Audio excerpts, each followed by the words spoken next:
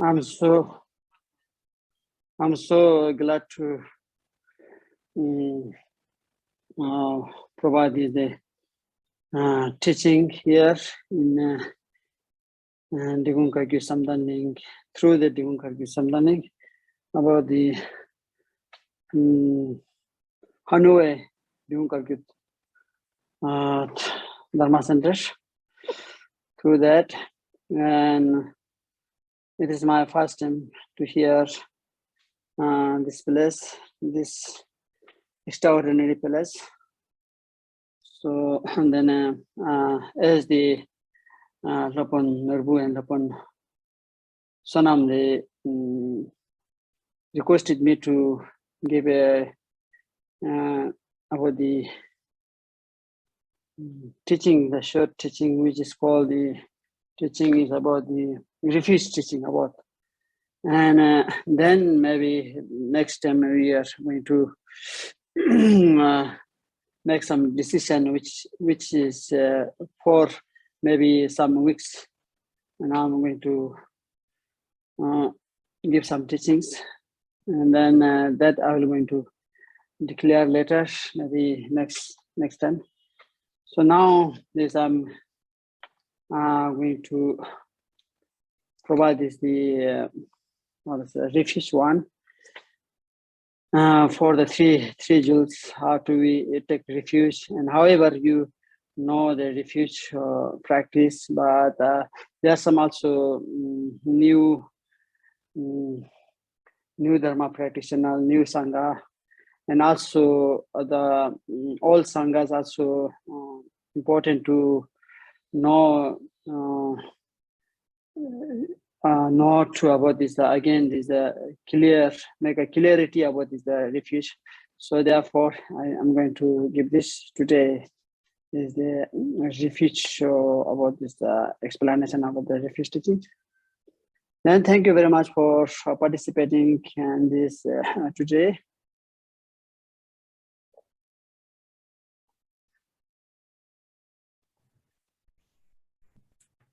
Trước hết, Khenpo xin gửi lời chào tất cả các bạn đã ở đây, và tôi rất vui vì hôm nay tôi đã ở đây và tôi sẽ chia sẻ Phật pháp với đạo tràng Linh và đạo tràng Hà Nội. Đây là lần đầu tiên tôi đến nơi này, và các thầy Lapon Nabu và Lapon Sonam đã thỉnh cầu tôi giảng về một ngắn gọn về Pháp Quy y. Và những buổi sau thì có thể là chúng ta sẽ có những cái chủ đề khác và chúng ta sẽ bàn luận về những cái chủ đề này sau. Hôm nay thì tôi sẽ giảng về quy y tam bảo, Phật pháp tăng, và có thể các bạn thì cũng đã là những Phật tử, các bạn đã hiểu rồi, nhưng cũng có những Phật tử mới chưa hiểu về quy y, vì vậy tôi nghĩ là rất là cần thiết để giảng về quy y cho tất cả các bạn. Và những Phật tử mới, đặc biệt những Phật tử mới thì cần phải biết cái tầm quan trọng của các cái pháp quy y. Vì vậy hôm nay tôi sẽ giảng về quy y, và tôi rất cảm ơn sự có mặt, sự hiện diện ở nơi đây của tất cả các bạn. So then I'm going to start with these teachings. Bây giờ tôi sẽ bắt đầu buổi giảng pháp.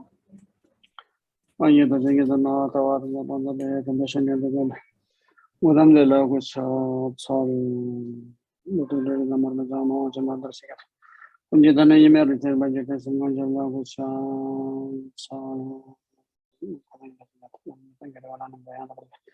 sanje ko war ma je chini ga ta cha sam cha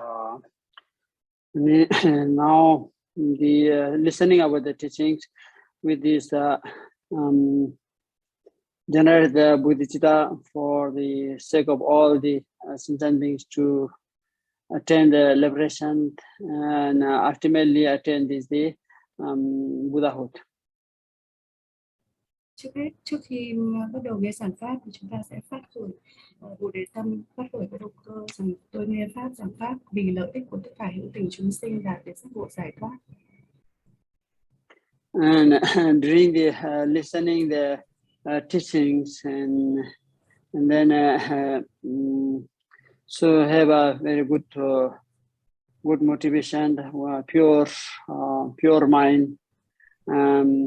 So this is require everyone to have a pure motivation, and think that this is a very good opportunity to have the chance to listen the Dharma practice, and then with the listening with the enthusiastic ways, that and without any without any kind of having some exhaustions or tiring or these things, without that having that, and we just listen with the Dharma. Nghe giảng pháp thì xin các bạn hãy phát khởi vô đến tâm và phát triển cái động cơ thanh tịnh để nghe pháp. Hai tôi đã có cái cơ hội chân quý để ngồi đây để nghe giảng dạy giáo pháp thì xin hãy cho tôi có được cái động cơ thanh tịnh và để nghe pháp mà không mệt mỏi và chán nản.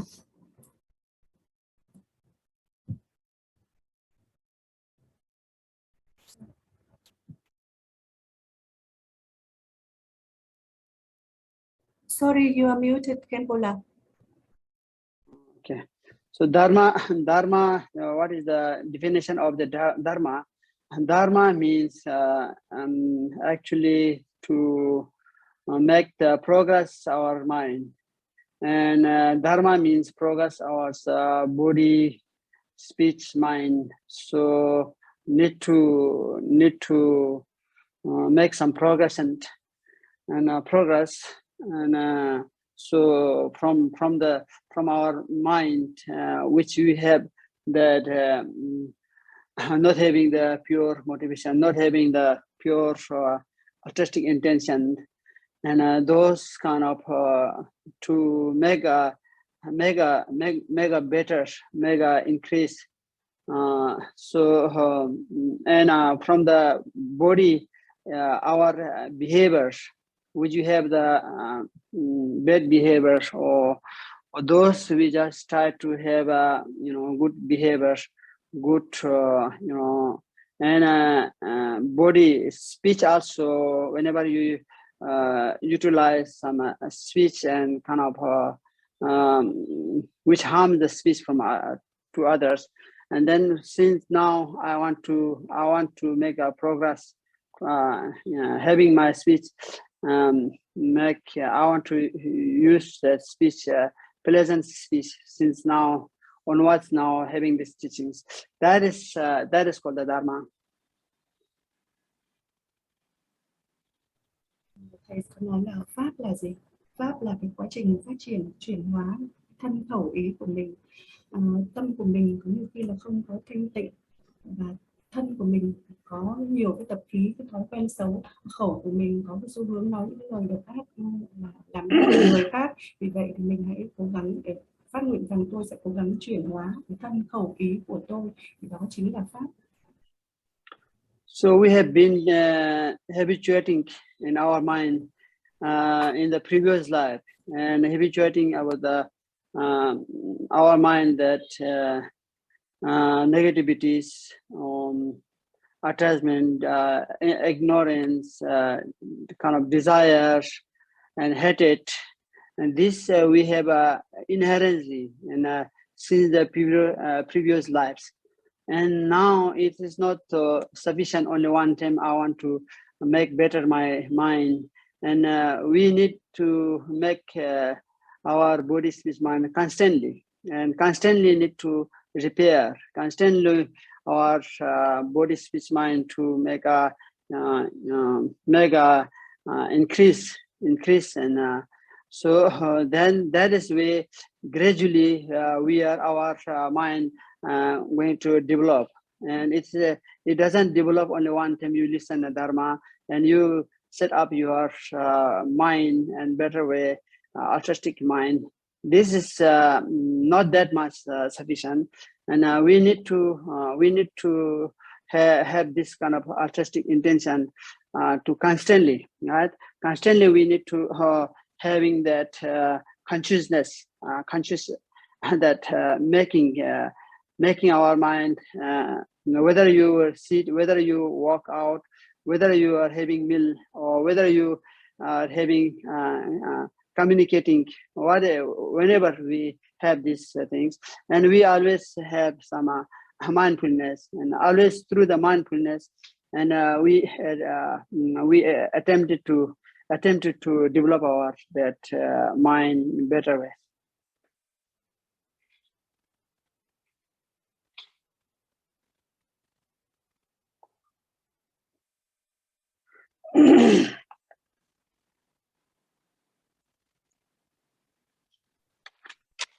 Tâm của chúng ta có nhiều cái ô nhiễm, nhiều cái xúc tình tiêu cực như tham, sân si từ nhiều kiếp tới nay. Vì vậy chúng ta hãy phải cố gắng từ nay trở đi. Con sẽ cố gắng để chuyển hóa thân khẩu ý của con chuyển hóa từng bước vững chắc. Chúng ta không thể nào mà chuyển hóa thay đổi ngay lập tức, mà chúng ta cần phải đi tiến từng cái bước vững chắc. Chúng ta chuyển hóa cái tâm của chúng ta thành cái tâm vị tha. Trong bất cứ cái việc gì mà các bạn làm, trong những cái công việc hàng ngày hoặc như là ăn uống, các bạn đều luôn luôn cố gắng giữ chánh niệm.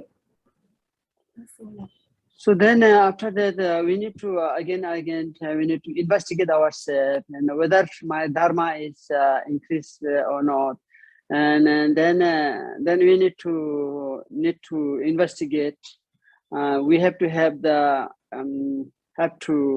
observation, have an observation whether it develop or not, and then we will notice that our mind develop or not. We will notice that, and this way we need to, once you notice that your body, speech, mind can be developing, then we don't stop that. And we don't think that this is sufficient. Now I have developed body, speech, mind, but this is not enough. And then we just have the continuity, right? And to develop. Then it is not that we can perceive huge development, but it's not that huge development, and it should be the slowly the process should be the slowly, and this way we just develop, and definitely after a couple of years, then we will really our development could see that. Chúng ta hãy luôn quán chiếu xem ta đã thay đổi như thế nào, ta đã thay đổi hay chưa, thân khẩu ý của ta đã phát triển chưa, đã thay đổi chưa. Chúng ta hãy tiếp tục chuyển hóa, tiếp tục phát triển thân khẩu ý của mình. Đừng mong rằng chúng ta sẽ có những cái thay đổi ngay lập tức to lớn, mà chúng ta hãy đi từng bước vững chắc thì sẽ tốt hơn. And so today's topic is the topic is this refuge, right?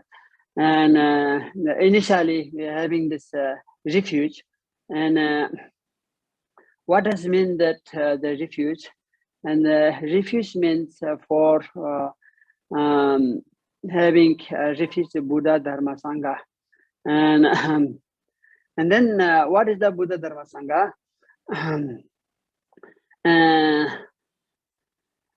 Then we say the Buddha is actually the first one. It's Buddha Shakyamuni, and also it's not alone only Buddha Shakyamuni, and there also be Buddha Amitabha, and not only Buddha Amitabha, countless Buddhas, and that is like a 10 direction, right?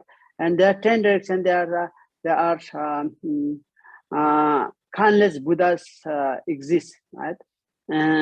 All the Buddhas, we could say that is there's refuge of the Buddha, right? And jewel of the Buddha, we say, and that is not only Buddha Shakyamuni, and say there are countless Buddhas. That Buddhas are our the object of the refuge, right? The first one, Buddha, Dharma, Sangha. Among the first one say that Buddha is all the Buddhas. We could say that all the Buddhas are the object of the Buddha. Like this, the way we just refuge.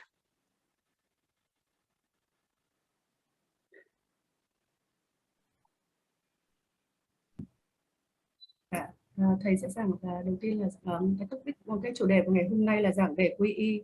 Thì trước hết quy y là gì? Quy y là quy y về Phật, Pháp, Tăng. Và Phật, Pháp, Tăng là các đối tượng của quy y, và đối tượng thứ nhất là Đức Phật. Phật là gì? Chúng ta không phải Đức Phật là chỉ là một Đức Phật Thích Ca Mâu Ni, mà còn có Đức Phật A Di Đà, rồi còn có vô lượng các Đức Phật ở 10 phương, ở mỗi phương lại có sự hiện diện của vô lượng các chư Phật.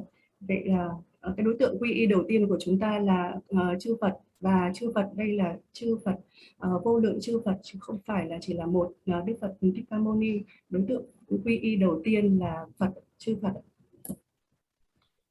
And the Dharma is, the second is called the refuge to the Dharma. Then Dharma is what we think that, and that which the Buddha Shakyamuni, which he taught as Dharma, which he gave some, 84,000 of the teachings. This is, there are lots of varieties of the teachings, and all of the teachings, in a short, is Buddha's, which he taught by his speech. So that that is called the Dharma. It is the object of the Dharma, or refuge of the Dharma. And here say Buddha Dharma Sangha is very rare. So it is very not so plenty at everywhere, and very, very rare, very precious, like a jewel ornament. That jewel actually is very diamonds are very rare. So that 3 jewels are more than diamonds, right?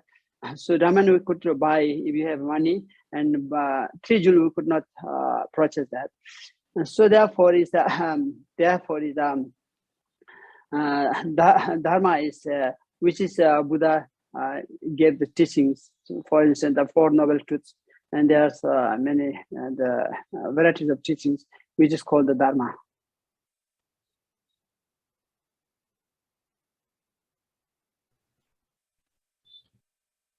Vị tiếp theo là Pháp. Pháp là gì? Đức Phật đã giảng 84.000 pháp môn, và tất cả những cái pháp môn này đều được tuyên thuyết bởi Đức Phật, đó chính là Pháp. Pháp là Phật, Pháp là rất chân quý, rất quý hiếm như châu bảo. Ví dụ như là kim cương cũng rất là quý hiếm, nhưng mà cũng còn có thể tìm thấy được, nhưng mà Pháp lại còn quý hiếm hơn cả kim cương. Một số ví dụ của những bài pháp, ví dụ như là Tứ Diệu Đế.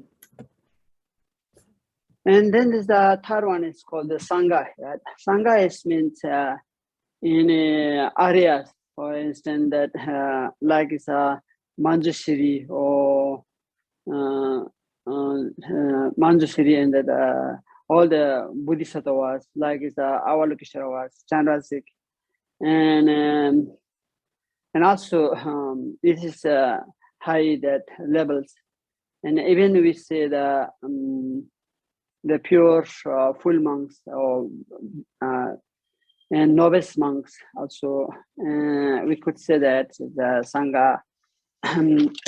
This is also that is called the Trijul.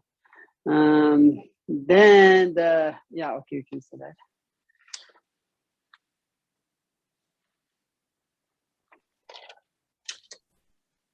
Đối tượng quy thứ ba đó là Tăng. Chư Tăng gồm các vị Bồ Tát, Đại Bồ Tát như là Văn Thù Sư Lợi, như là Đức Quán Thế Âm, và các vị Tăng thanh tịnh cao quý khác, các tăng đoàn cao thượng, và đó chính là các đối tượng của quy y, là chúng ta gọi là Tam Bảo.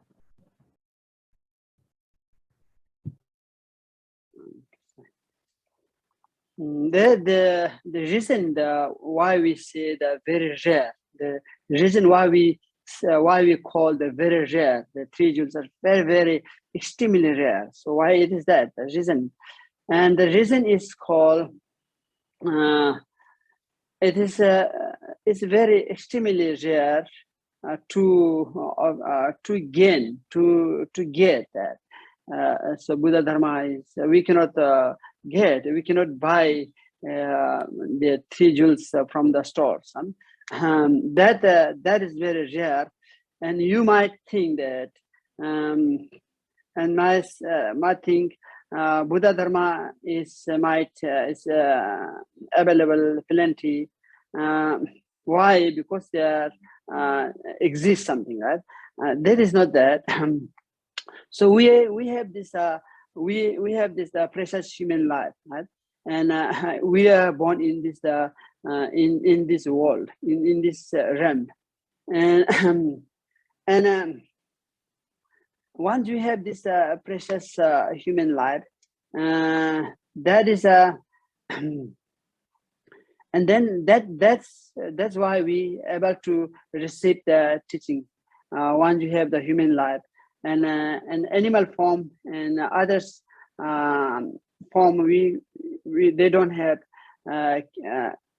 have this opportunity to receive the teachings, opportunity to collective this dharma, cannot have having this accumulation of the dharma. And so in order to accumulate the merit, we have to have this human life.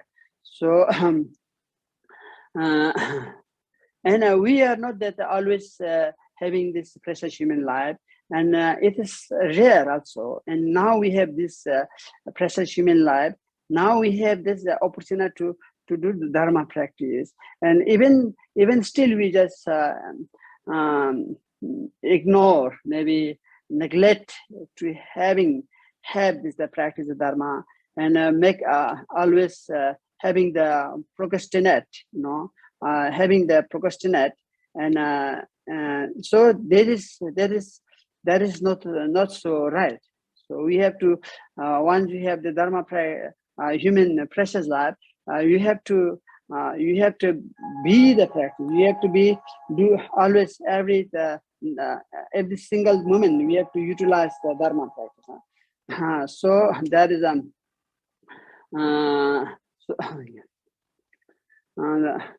so therefore it's very important to deal the practice. Having better to have the dharma practice. These three Buddha Dharma Sangha, which is called the three jewel. So once you have this precious, this only except the precious human life have this opportunity to do dharma practice among the 8 unfortunate states, right? 8 unfortunate states, they cannot do dharma practice. They cannot achieve enlightenment. So that is, once we have the human life, that is we have this opportunity to do the dharma practice.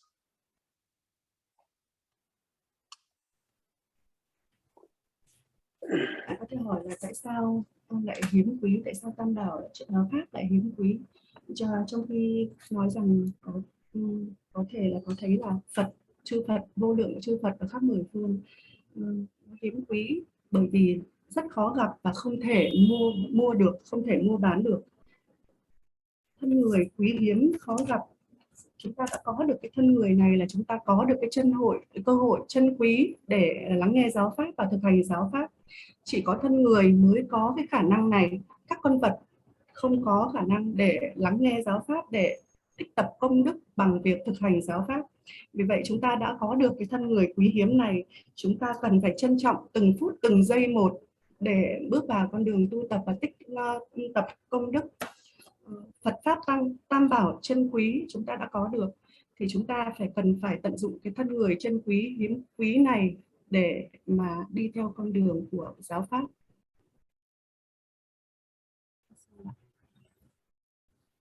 We have the precious human life, and whoever, doesn't matter male or female or everyone is capable to do dharma practice, and capable to attain the liberation, capable to attain ultimate the enlightened.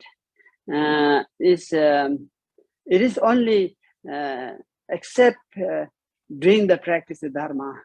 Without doing the practice of dharma, even we have the precious human life, we perform the human life, so other activities, but then we will never ever attain the enlightenment without doing the dharma practice.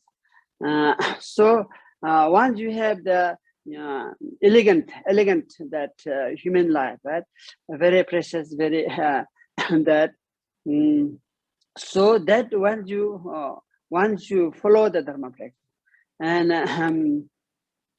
this is only rare. It is not so secondly we obtain that. So therefore therefore is kind of is called the supreme. Is the human life is very supreme, and is very that it is extraordinary, right? And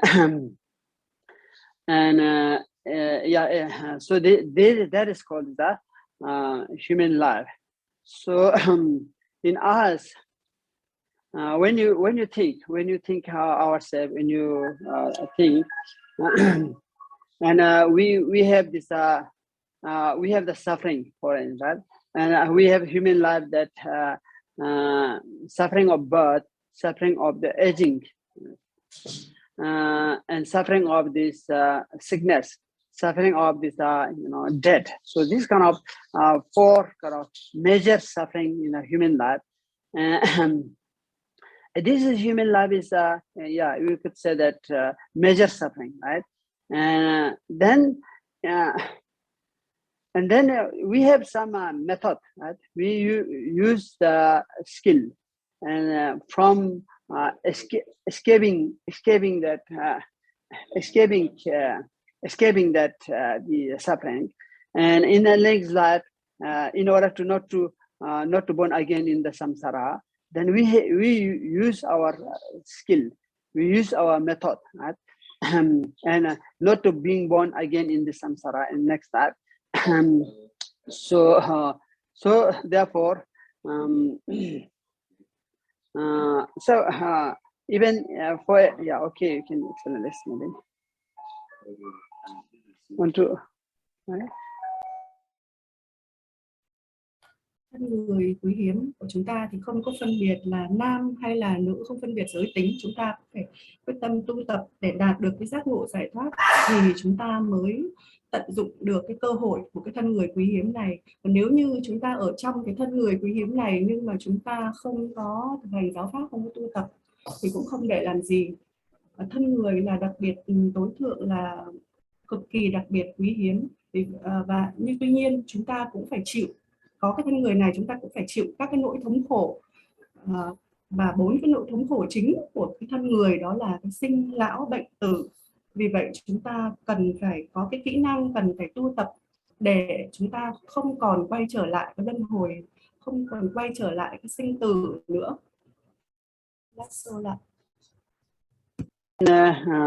So when you die, and what we need, what it's benefit us, the most relevant, most the beneficial. What is this? We need benefit what we have accumulated virtues, and this is the only one. Otherwise, we cannot carry all any properties, any possession, and so once we accumulated negativities, this only lead us in this in the lower realms, right? So therefore now we should not we should not neglect our precious time, right? We have to have always, every day, even every one day, we have to make a meaningful life, huh? And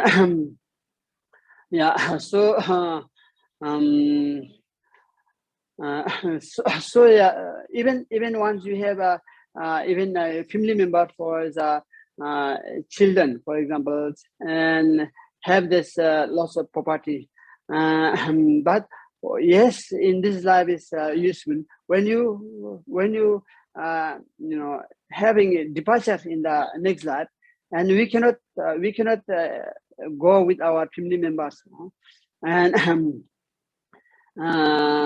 even this in this life, and in this realm, in this world, entirely the properties. Even though we cannot carry even nothing. We have to go in the empty hand and accept that dharma. And we just have some the dharma practice that is useful in this next life. So therefore we need to do that practice for oneself as well as all the sentient beings. Right? Then after that, and what will you do if you really use our precious time in this life? Then we get the Sukhavati, Sukhavati, it's called the Devachan, right?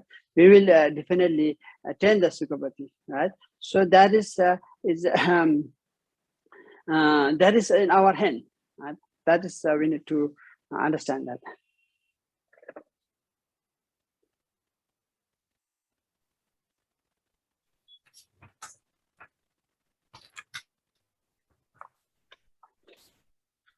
Cô nói rằng là khi chết thì chúng ta sẽ không thể mang đi theo được cái tài sản gì ngoài những cái công đức của cái việc tu tập và những cái nghiệp xấu mà chúng ta đã tích tập được. Và những cái nghiệp xấu ấy thì nó sẽ dẫn chúng ta đến các cái cõi thấp. Có thể ngay từ khi sinh ra chúng ta đã có những cái của cải và những tài sản, nhưng mà cho đến khi chúng ta chết đi thì thứ mà chúng ta mang theo được không phải là gia đình, không phải là tài sản, chúng ta sẽ chỉ có bàn tay trắng để mà chúng ta ra đi, và chỉ có những cái pháp, những cái công đức của cái việc tu tập ấy đó sẽ mang đi theo đến kiếp sau và nó làm lợi ích cho những kiếp sau của chúng ta. Vì vậy chúng ta phải cố gắng để thực hành, hãy cố gắng để làm lợi lạc cho chính mình và cho tất cả hữu tình chúng sinh khác. Và nếu như các bạn tu tập tốt thì các bạn có thể được sinh về các cõi tịnh độ cực lạc, và tất cả điều đó nằm ở trong tay của các bạn. And in this life, even though we become very poor, right, and we become very kind of homeless, and we are about to die, and so then we have some method in order to survive. Right, we could search food, eatable things, and but when you departure, when you die, and if you don't have any dharma practice, you accumulate. We haven't done any accumulation, and there are no any method. Once you die, there are no any search. We collect. There are no any collection of the dharma, and if you haven't done this, there are no any guy who can make a company, who can provide lending money like this. We cannot do that, and except in while we are surviving, and that during that time, and we have the opportunity to do dharma practice. That is really tremendous benefit, right? And so this is the reason why I just this is reminding you that's very precious, the Buddha Dharma, and very rare, and that that we need to recognize that, right? So that's what I'm saying.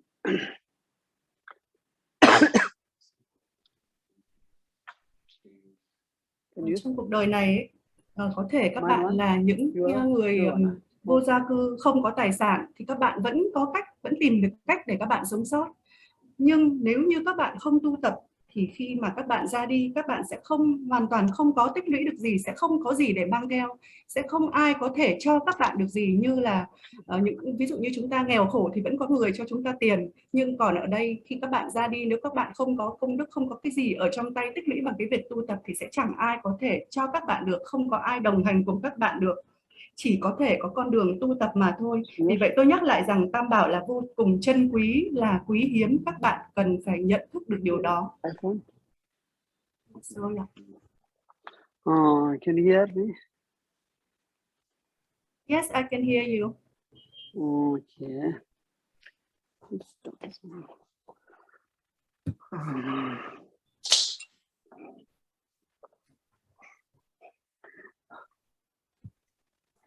Is this directly? Yes, already.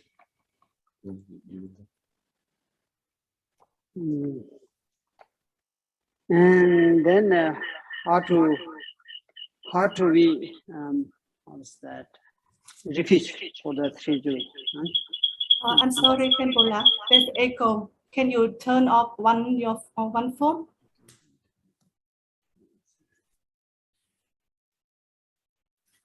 Okay. The how to be refuge for the three jewels, right? Buddha, Dharma, Sangha, and that is not only recitation, not only the refuge means not recitation. Refuge means not doing prostration. Refuge means not circumambulation. That is not we don't call that is a refuge. And then what is called a refuge? A refuge is not that reading text. Refuge is not like this kind of prostration, these like circumambulations. Then what is that? And then refuge should be from our mind, right? From some commitment. From I want to refuge for the three jewels, right? That is come from our mind. From the bottom of our mind, I want to refuge for the Buddha, Dharma, Sangha. And this comes from the internal, that's our mind. It's not comes from the external ways. Quy y Tam Bảo là như thế nào? Quy y không phải là chỉ quy y ở bên ngoài, không phải là chỉ bằng cái thân thổ. Ý có nghĩa là chúng ta không phải quy y là chỉ bằng cái việc là miệng chúng ta tụng đọc, thân chúng ta lễ lạy hay là đi nhũ tháp, mà phải là từ sâu thẳm ở trong tâm ta cam kết sẽ quy y Phật Pháp Tăng. Cái quy y này nó phải đến từ tâm chứ không phải là những mối quy y bên ngoài bằng thân, như bằng khẩu như là lễ lạy hay là tụng đọc các câu quy y hay là đi nhũ tháp.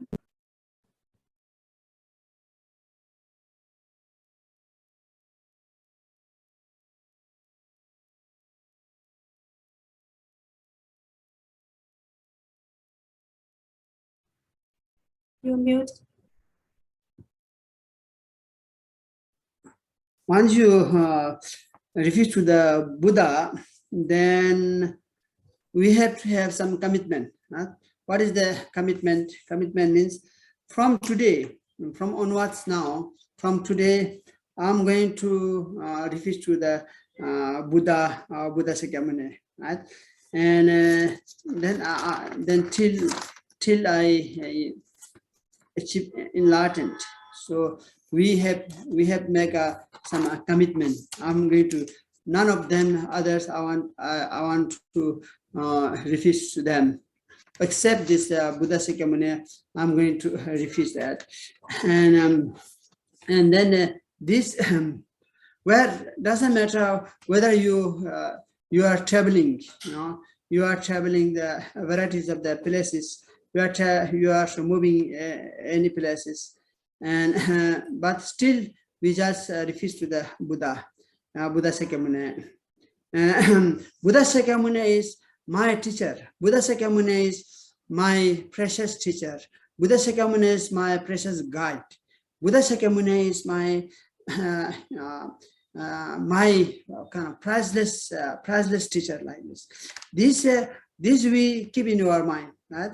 It is not that otherwise if you don't keep this Buddha Sakyamuni in our mind, if we keep that, oh my refuge is, that is the kind of mundane's the God, something mundane's God, or mundane some non-Buddhist God, something.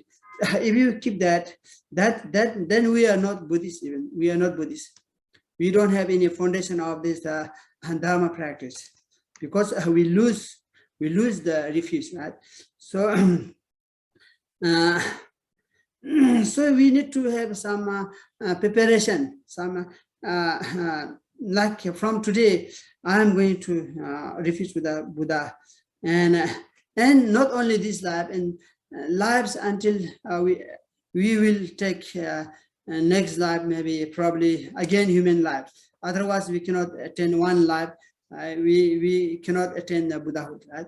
In order to achieving Buddhahood, we need many maybe several lives. Again, we need to born in the precious human life.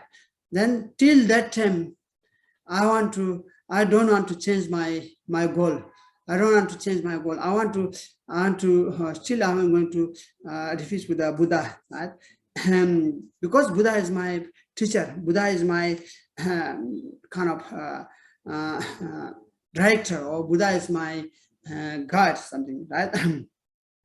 And it's not that ordinary God something. So this we need to keep in our every time.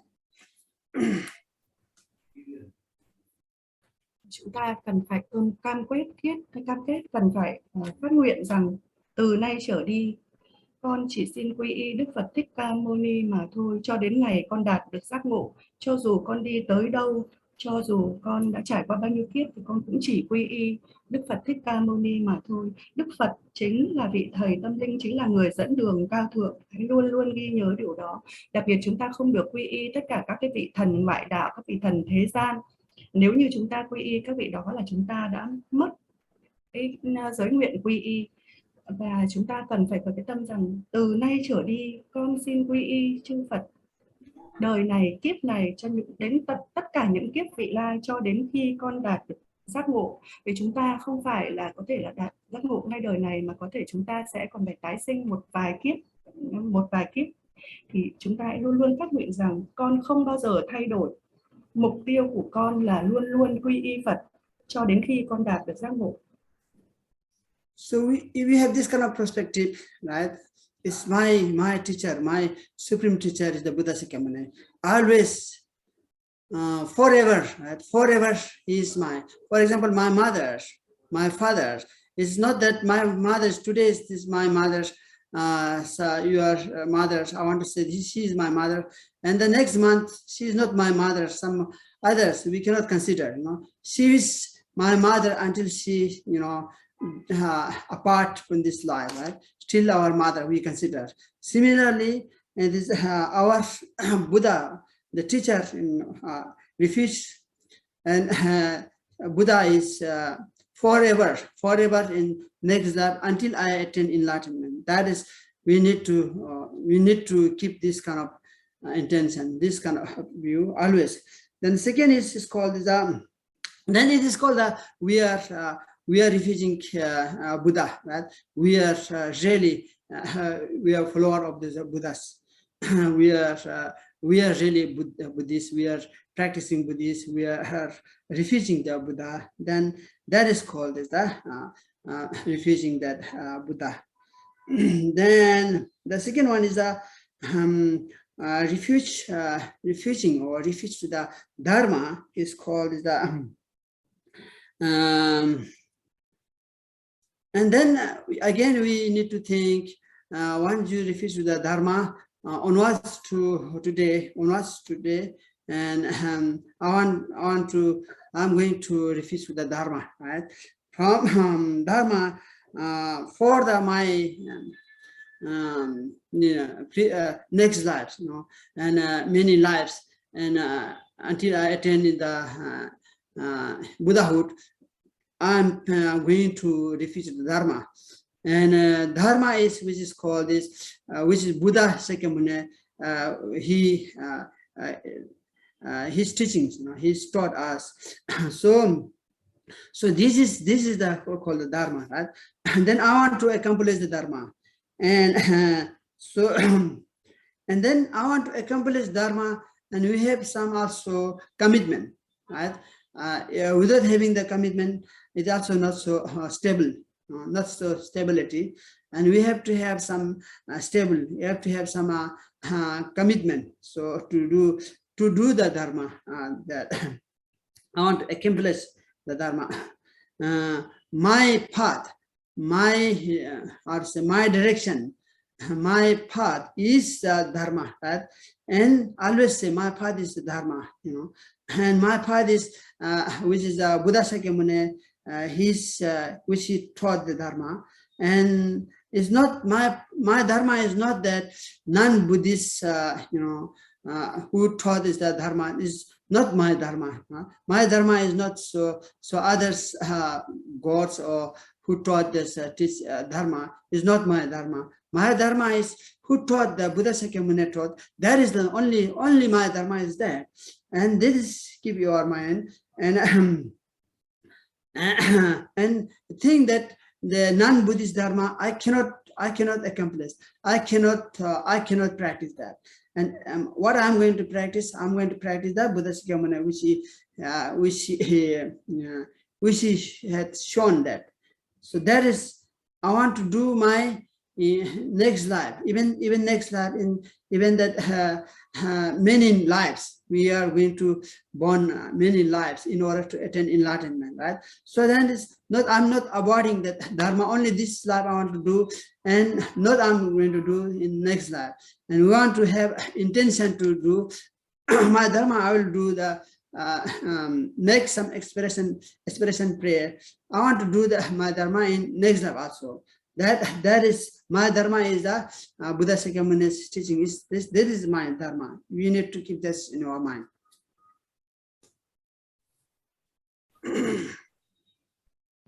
Thầy vừa giảng về cái quy y Phật và bây giờ sẽ đến giảng về quy y Pháp. Về quy y Pháp là như thế nào? Từ nay trở đi con xin quy y Pháp cho đến khi con đạt được giác ngộ. Kiếp này, kiếp sau và những kiếp về sau nữa con chỉ đi theo Pháp, đi theo những gì mà Đức Phật đã tuyên thuyết, đã giảng dạy mà thôi. Cần phải vững tâm để tu tập, để đi theo con đường mà Đức Phật đã chỉ dạy. Chỉ có con đường giáo pháp của Đức Phật chỉ dạy mới là con đường đúng đắn, không được nghe theo tất cả những lời tuyên thuyết của ngoại đạo tà giáo khác. Pháp ở đây chỉ là của Đức Phật Thích Ca Mâu Ni thuyết giảng mà thôi. Đời này, đời sau và bao nhiêu đời sau nữa cho đến tận khi con đạt được giác ngộ, con cũng sẽ chỉ tu tập theo những gì mà Đức Phật đã chỉ dạy mà thôi. And the third one is the Sangha, right? Refuse to the Sangha. And is there no Sangha, there is no Buddha's doctrine. And Sangha is very important to have Sangha and refuse the Sangha. What is that, the Sangha? What is the definition of the Sangha? Sangha is when you refuse the Sangha, and we can accomplish our Dharma practice. If there are no Sangha, we cannot do Dharma practice, right? For instance, if the doctor gives some,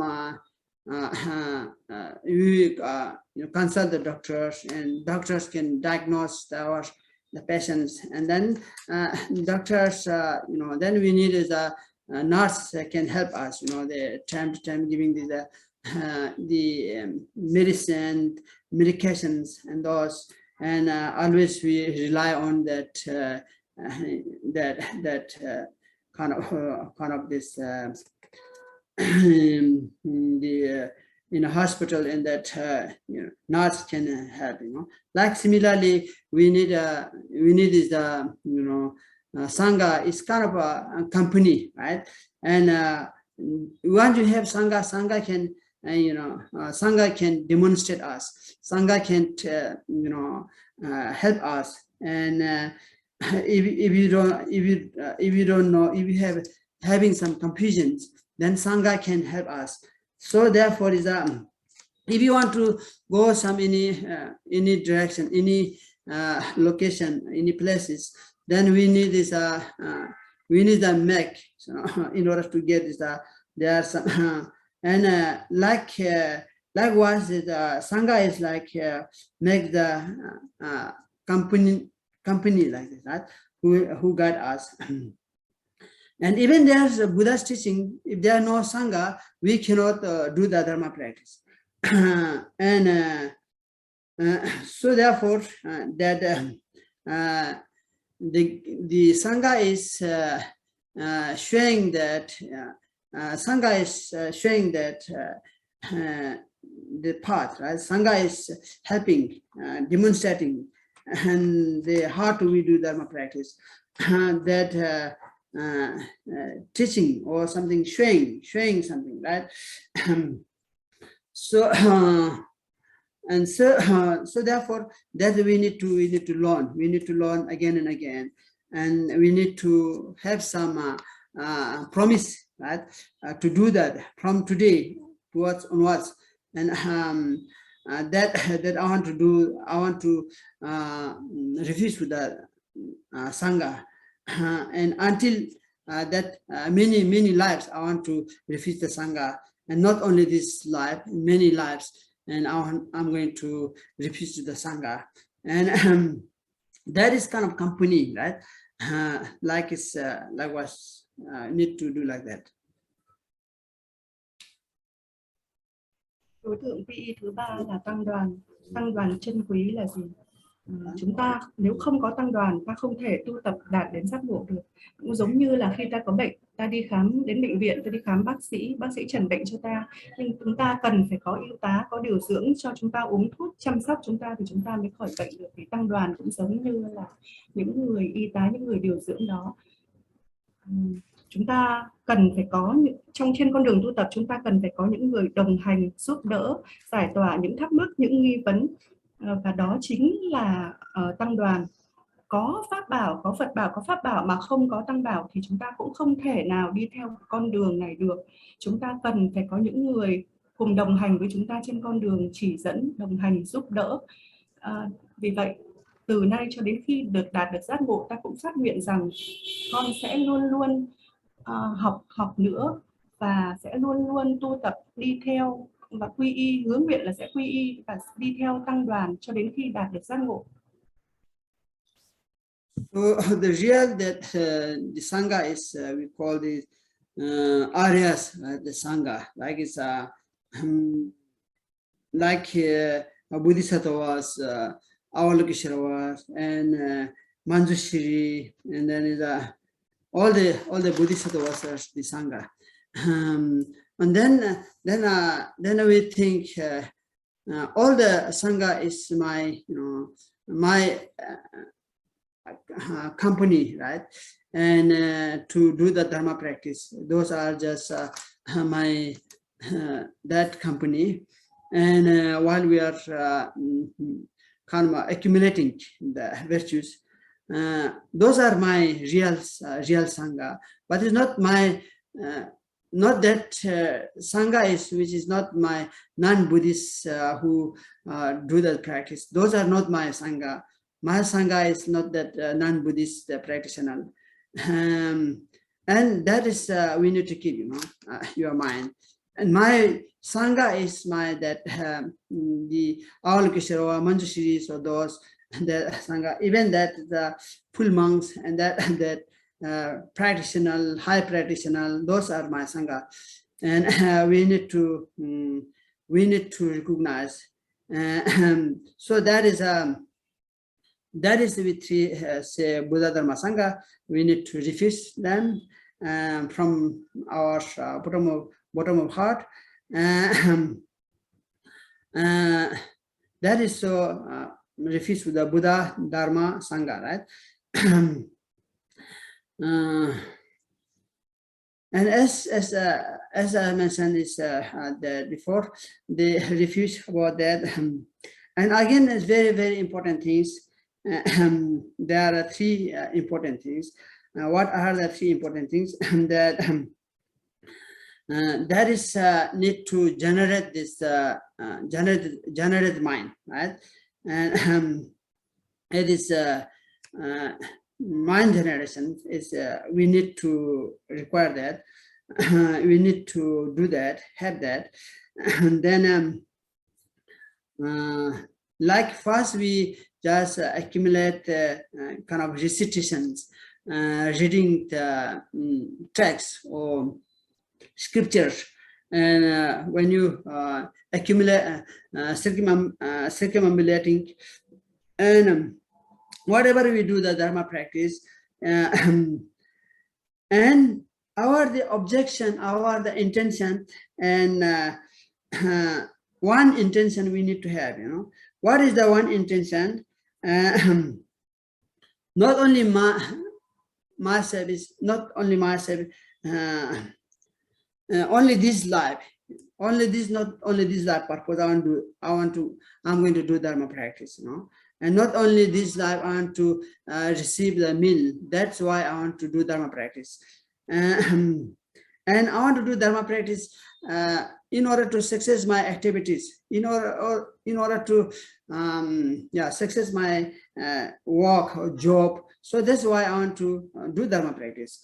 I want to, many people do that. I want to do Dharma practice to become a rich, and to become, success my job, and to accomplish my job.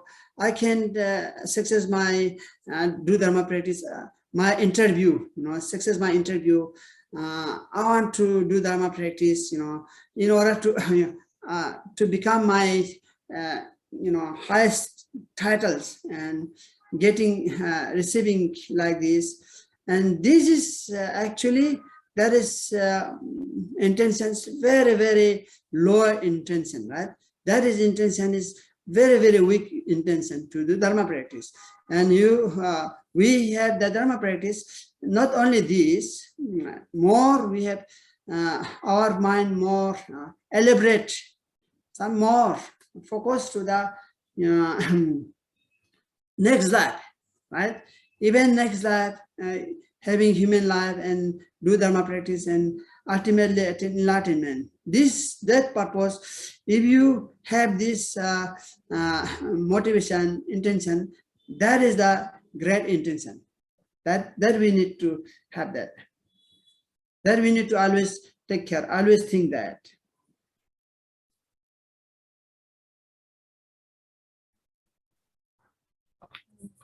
Tăng đoàn thì gồm có tất cả các cái chư vị Bồ Tát như là Đức Quán Thế Âm, Đức Văn Thù Sư Lợi, các vị chư vị Đại Bồ Tát.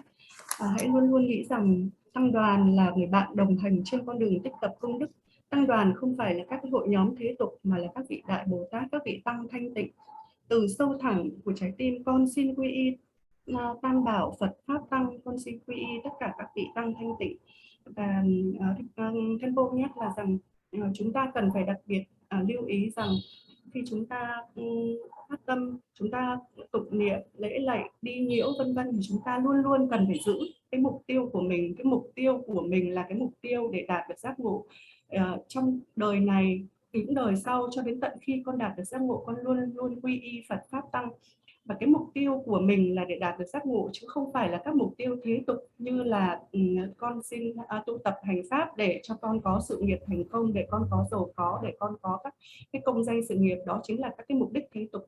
Đó là những cái mục tiêu thấp kém, mà chúng ta cần phải mở rộng các cái động cơ thanh tịnh, để chúng ta cần phải có cái tâm thanh tịnh để phát nguyện rằng chúng ta quy y và tu tập trong đời này, những kiếp sau, và cho đến tận khi đạt được giác ngộ, con sẽ luôn luôn đi theo Tam Bảo Phật Pháp Tăng. Okay, if you have this kind of intention for the training purpose, and for the training purpose, that purpose I want to do Dharma practice in even this life, and that is too small intention, right?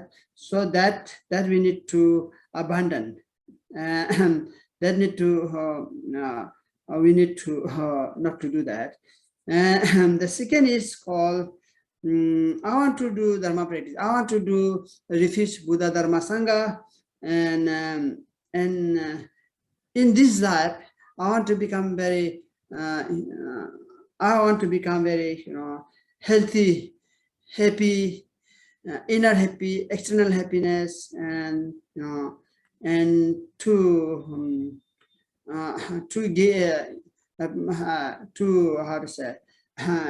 increase my possession, something like that.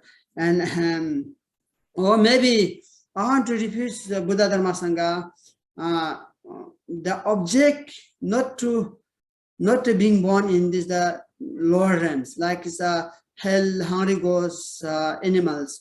So that's purpose I want to do Dharma practice. That purpose I want to do refuse the Buddha Dharma Sangha.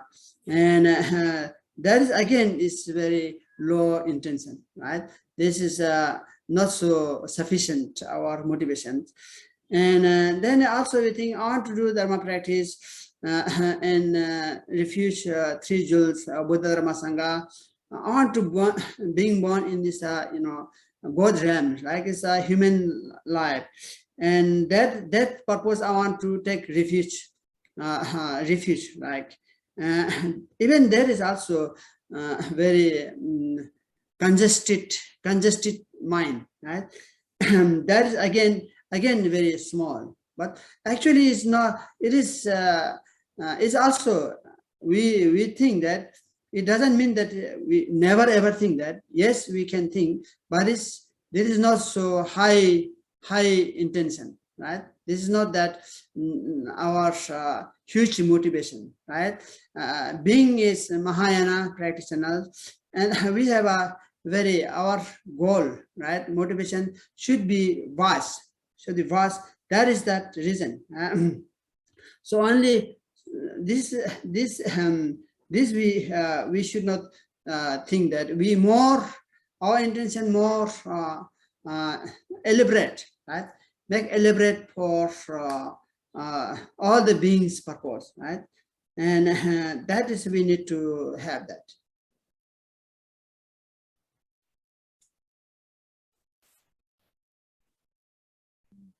Nếu mà chúng ta chỉ vì cái mục tiêu bé xíu mà chúng ta xin quy y Tam Bảo và để tu tập thì chúng ta cần phải từ bỏ. Và cái thứ hai là nếu như cái mục tiêu của các bạn là con muốn quy y Tam Bảo tu tập để có được hạnh phúc có thể là hạnh phúc bên trong lẫn hạnh phúc bên ngoài, và để đạt được những cái mục tiêu như là công danh sự nghiệp, hoặc là để không để cái mục tiêu của mình là tu tập để không tái sinh vào các cõi thấp, thì đó cũng là những cái mục tiêu thấp chưa đúng đắn. Cái thứ ba là còn một cái khác mà cũng cần nên tránh, đó là khi quy y Tam Bảo để đạt để được tái sinh lên những cái cõi cao như là những cõi trời. Cái mục tiêu đó cũng không phải là cái mục tiêu đúng đắn, đó mới chỉ là cái mục tiêu thấp bé, chưa phải là mục tiêu tối thượng. Chúng ta là đi theo con đường của Đại Thừa thì chúng ta cần phải có những cái mục tiêu rộng lớn hơn. Hãy phát nguyện để chúng ta tu tập để giải thoát tất cả. Yeah. Then yeah. So this we should not have this tiny thought, right? The third is called, what is that? Third is we think that from now onwards, whatever we create the virtues, right? Whatever we create merit, and always our motivation should be vast, should be huge, right? And should be vast, and you should not have a very congested mind, very small mind. We should not have that.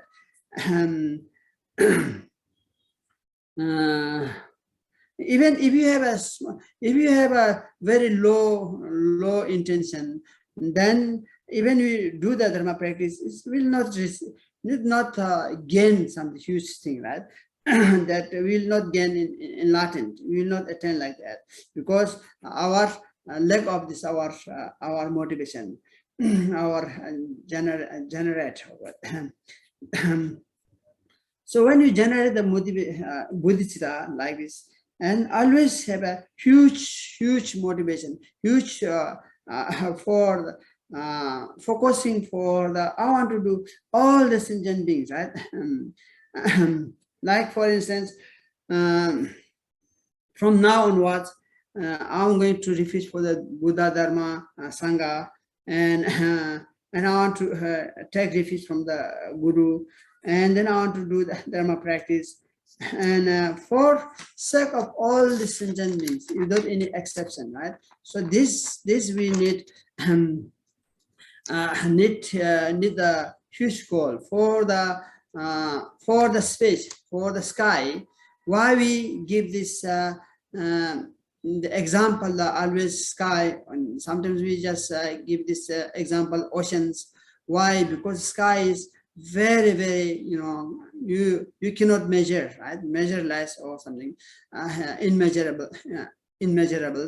and likewise, all the sentient beings immeasurable, right? So that's why we say, giving the example of the sky or space, right? And that and that sky means here the blue sky, and under the blue sky, there's wherever the blue sky exists, there the sentient being exists. Wherever the sentient being exists, they have this suffering, afflictive emotion exists, afflictive emotion. Whoever has afflictive emotions that has a suffering, right? So that is purpose. I want to remove all the sentient beings and myself, and as well as all the sentient beings. And that purpose, I want to do the practice of the 3 jewel, right? The Buddha Dharma Sangha. I want to refuse that.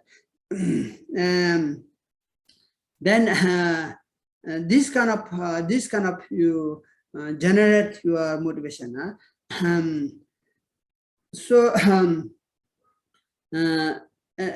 That is things all the sentient beings attain the Buddhahood, and this way we need to do Dharma practice, and then our motivation is really vast, right? Very very huge, right? This is we need to try to have that.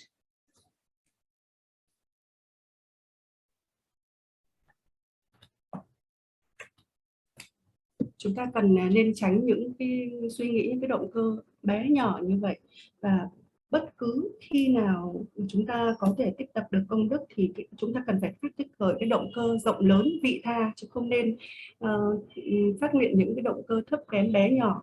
Với những cái mục tiêu thấp thì ta không thể đạt được giác ngộ, bởi vì ta thiếu cái động cơ to lớn. Nên là bất cứ khi nào chúng ta tu tập thì chúng ta cần phát khởi cái tâm Bồ đề vì lợi ích của tất thảy hữu tình chúng sinh. Con xin quy y Tam Bảo, quy y đạo sư, và con xin tu tập, con xin thực hành pháp. Các hữu tình chúng sinh vô biên bao la như bầu trời, như biển cả, không thể nghĩ bàn, và tất thảy những nỗi khổ đau của các chúng sinh cũng như vậy, cũng rộng lớn, cũng sâu như con xin quy y Tam Bảo, con xin phát nguyện quy y Tam Bảo, và con xin tu tập để đạt được giác ngộ giải thoát vì lợi ích của tất cả hữu tình chúng sinh. Cần phải phát khởi cái động cơ mục tiêu rộng lớn như vậy cho việc quy y và tu tập. So therefore, if the first we need to receive this the refuge vow, right? It's very important. Otherwise, even we do Dharma practice, we will know that it doesn't make sense. We cannot progress. We cannot accomplish Dharma practice. And first is in order to do Dharma practice, we have to have this refuge, and we need to become receive the refuge. If you don't have refuge, like it's the house doesn't have enough foundation, right? If house doesn't have foundation, then it would be cleft, right? Going to be cleft, or so going to fall down. So same ways, and then even we do having that this Buddha Dharma Sangha 3 jewel visa refuge, but it doesn't work because we don't have the vow of the refuge vow. When you have the refuge, and then we need to have some commitment. I want to do Dharma practice. And if you have the refuge, everything, I have refuge, having, proud and I'm pride, and I'm a Buddhist, I'm practitioner, but we don't have that, don't change slightly our mind, same that afflictive emotion, strong anger, strong attachment, strong, and jealous is also strong. They are not any different than before. Then we are just same. Our mind is just same. It's not that effect. So I want to change my mind. I want to change our body, speech, mind. Since I get this, receive the the refuge and refuge vow, and then it's very benefit, right? That the virtues, that virtues is really like saying that huge, there are no form, right? The virtues how we cannot perceive, right? If you can have some kind of a form, the virtues, by doing the practicing the virtues, the 3 jewels, and the space is full of space, right? If there's form, the virtuous form of this being the 3 jewels, refuge, and more than that, you know, it is actually very vast, the sky. But when you the beneficial or that is more than the sky, and so therefore we need to understand that consequence, right? And then we need to do that.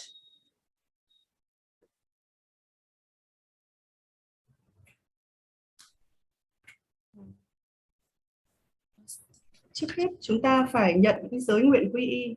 Nếu như chúng ta không nhận được cái giới quy y thì cũng giống như là chúng ta xây nhà mà không có móng, thì khi xây lên ngôi nhà đó sẽ bị đổ sụp.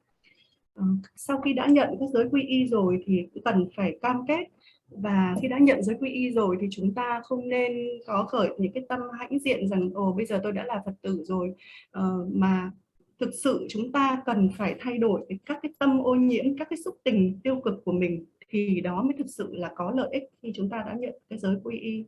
Các cái công đức thì nó không có hình tướng, nhưng mà nó bao la rộng lớn như bầu trời, rộng lớn hơn cả bầu trời. Yeah, so since we receive this vow, the refuge, and always we need to recite that the refuge, right? Always, even you walk outside, and we always recite that. And then once you recite that, and then it's kind of a huge prevention that all the obstacles, kind of a prevention, like it's for example. And we cannot that once you recite this the 3 jewels, and then we cannot, once you have received this the vow of the refuge vow, and reciting that, always recite many times, and day and night, every time, whenever you have a free time, we recite them. And then the gods or nagas cannot harm us, like demons cannot harm us, ghosts cannot harm us. Sometimes some evil spirit enters the human body, and then it's harming that. And why they are harming? We are not the recitation is not sufficient. Recitation, we are not, our faith is not, the 3 jewels faith is not sufficient, and we don't recite the 3 jewels. That's why we are getting the harming from the nagas, harming from the demons, harming from the evil spirits, harming from the ghosts, right? Why? Because we are not that not reciting. Once you're reciting that this refuge, and demons cannot harm, and that so all the evil spirits cannot harm, because we are reciting. Then they are so afraid to harm us. So so therefore it's very important to having kind of this kind of recitation.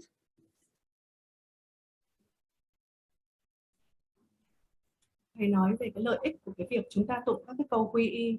Khi tụng các câu quy y thì các câu quy y này có thể bảo vệ ta và ngăn ngừa ta khỏi các sự hãm hại của các cái loài như là long tộc, tinh linh, ma quỷ, các vị thần thánh. Có những người mà bị vong nhập, khi mà có những người bị vong nhập đây là do họ không có tụng những câu quy y, chứ nếu họ tụng những cái câu quy y đó thì họ sẽ không bị các cái loài long tộc, rồi tinh linh, ma quỷ, các cái vị thần thánh vân vân, mà các cái tinh linh xấu ác hãm hại. And so once you reach to the Buddha, right, and then what we have this our commitment not to harm any beings, even not to harm the animals, not to like not kill them, like that if you follow that this kind of instructions, and then even we break our vow or like this kind of then we will not born in this the lower realm, right? Because we are having that. Then even we become met, right? Even we become met, or then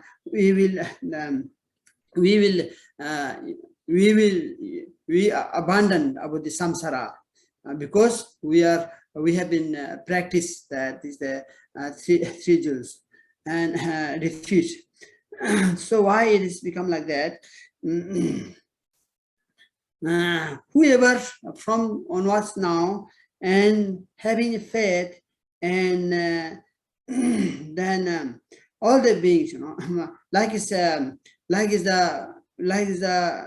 this human life, and in lower realm is like it's a hell realm, or how it goes like this. Whoever that, and if someone going to about to go in the lower realms, if you refuse that, practicing refuge, and and then we can escape that. So so they think always my that refuge, the Buddha is my teacher, and whatever fortunate, unfortunate, encounters, fortunate, unfortunate, whatever encounter in our life, and doesn't matter, even that demons harm us, me, I never ever give up my Buddha. That is we need to think. Whatever situation occurs in my life, I will never ever give up the Buddha Dharma Sangha, and like is we need to think like that. We need to have this. First, we have to have once you refuge with the Buddha, and then I never harm other, never kill any beings like this. We need to have that. Khi chúng ta đã quy y tam bảo rồi thì chúng ta cần thệ nguyện là chúng ta sẽ không hãm hại ai, không có sát sinh hại vật, không có hãm hại bất cứ ai. Và thầy nói rằng là cho dù ta có phá vỡ cái giới nguyện thì ta cũng không có bị đọa vào các cõi thấp. Từ nay trở đi mà tất cả những ai ở trong cõi người hay là trong các cõi thấp như là địa ngục, ngạ quỷ, súc sinh, mà nếu mà thực hành quy y thì sẽ tránh được đọa vào các cõi thấp. Bất cứ sự việc, vì vậy ta cần phải xác quyết rằng cho dù bất cứ có sự việc gì xảy ra, cho dù có bất cứ ai hãm hại con thì con cũng không bao giờ từ bỏ cái giới nguyện quy y, con sẽ không bao giờ hãm hại ai, không bao giờ sát sinh hại ai hết. Even we cannot accumulate, our accumulation is not that much, but you accumulate this three jewels like this for the refuge Buddha Dharma Sangha, and always then even that it will be liberated, we will get the liberation, and we will even that we can avoid the samsara. Even that if you really recite, really always think, even that not doing the other dharma practice, even only the three jewels where the refuge we are practicing, then can be avoiding that samsara, and avoiding the samsara, and all the sufferings will not experience. And from now on to refuge for the Buddha Dharma Sangha, and not to others, non-Buddhist, the God something, and in this world, in this realm, let's say, even this human life, and some people just killing animals, and by killing animals and earning money, and and processing and buying some jewels, something jewels garlands, or buying something neglect, something like even we do like this, you know, and whatever we do in many years, 5 years, 10 years, we just earn property or money like this way, and then and this is all of this kind of all of this meaningless, right? All of this we create is negativities will not benefit those things what you earn that, and those are goes to this negativities, right? And that we need to understand. And this purpose, this by earning, that purpose I want to harm others, that purpose I want to become rich, you know. Even you are getting rich, harming others, we are getting you know, the success your activities by selling that animals, fish or chickens, to, you know, then that's we earn that money. That is our life is just meaningless, right? And we are not that refusing the 3 jewels. And this is we need to understand this. We get the profit, right? So yes, there are lots of profits, right? By doing that kind of harming others way. And this we need to understand. Oh, I have a even that get a chance. Oh, I have this this refuge, you know. Refuge, I will not, then I break my vow, right? And that we need to always think, you know, when you see something and, oh, I should not do these things. And that is called you are the practitioner. You are the practitioner of the 3 that refuge, right? That is always we need to think that.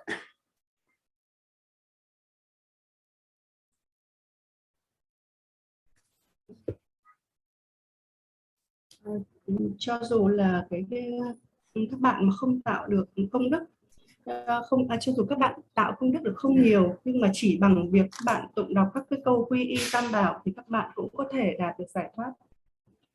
Trong cái cõi luân hồi đau khổ này có rất nhiều người sát sinh rồi buôn bán kiếm tiền từ cái thân xác của cái sinh mạng của chúng sinh, như là buôn bán các loại như hải sản, thịt cá vân vân.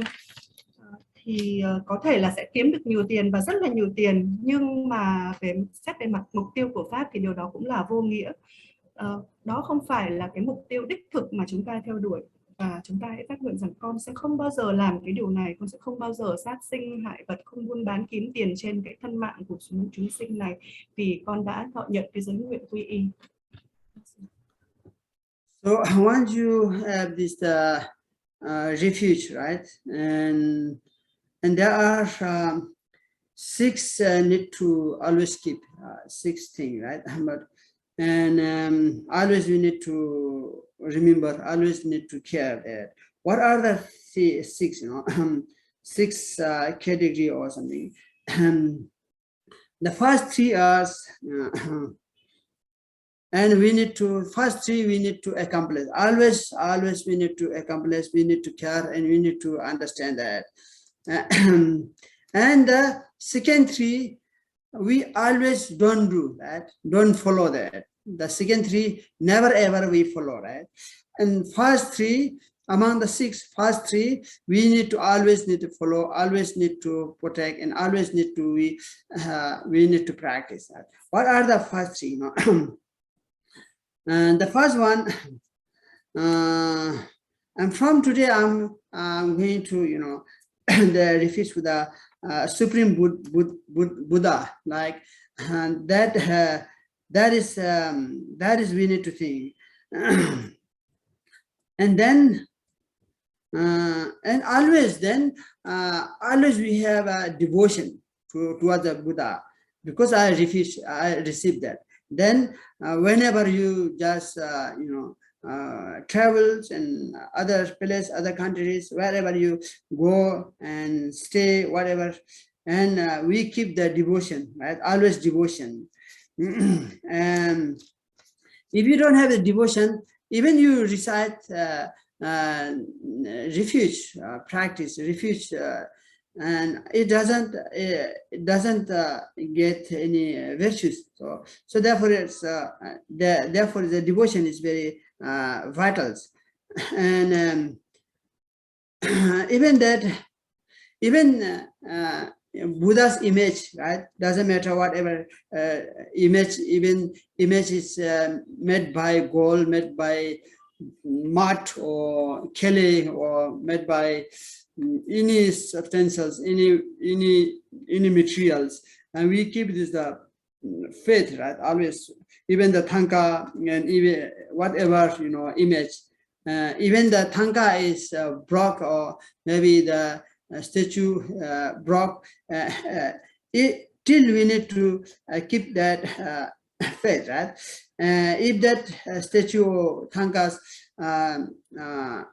torn or tanka torn or that and fall down, we need to take out and put in our head and keep them is clean place like this, and that is the example, and this way we need to keep in your that devotion. This is first one. Once to the having the refuge Buddha, right? We need to do that. Always we need to have a Buddha's image. Always need to faith, right? Keep faith. Any object of any Buddha's image, we need to keep always we need to keep the faith. Khenpo, so this is the first one or first and second one? The first one.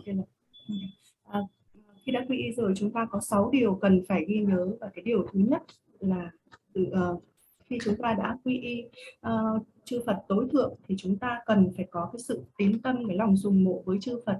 Nếu như không có sự tín tâm lòng sùng mộ thì sẽ không có được công đức. Chúng ta chỉ cần nhìn thấy một cái bức hình, một cái tượng Phật, cho dù bằng bất cứ chất liệu gì, cho dù bằng vàng, bằng bạc hay là bằng đất sét, thì chúng ta cần phải có sự tôn trọng, tín tâm. Và nếu như các tượng Phật hoặc là các bức thang ca có bị rách hay bị vỡ thì chúng ta vẫn phải giữ được cái lòng tín tâm, cái sự trân quý, cần phải sửa chữa hoặc đặt để các cái biểu tượng của chư Phật này ở những cái nơi sạch sẽ và tôn quý. Đó là điều thứ nhất chúng ta cần phải ghi nhớ. And the second one is when you refuse the dharma, right? When you refuse the dharma, and always we need to keep the dharma, faith the dharma. Dharma is also, there are many types of dharma actually, and here the dharma is means here, the practice, the scripture we say that, and there are some kagyur is kind of volumes, maybe 120 like that. Tangyur is 200 volumes, kind of the Tangyur is there also. Whatever the text, even written text in the Vietnamese, English, whatever in Tibetan, doesn't matter, whatever written in the text, scriptures, it's become a scripture. It doesn't mean only Tibetan written, then this become high this scriptures, and others later is not so dharma, this scripture. We cannot say that. All whatever, any language, any letter language is written and become, we need to keep faith, because written there dharma is not written in the, even written in the scripture, some not scripture, some other, some not the dharma, then there is, we cannot, we not necessary to keep that faith, right? And one is written in this text about the dharma, anything, so we have to keep that and should not step on them, right? We have to respect. Some people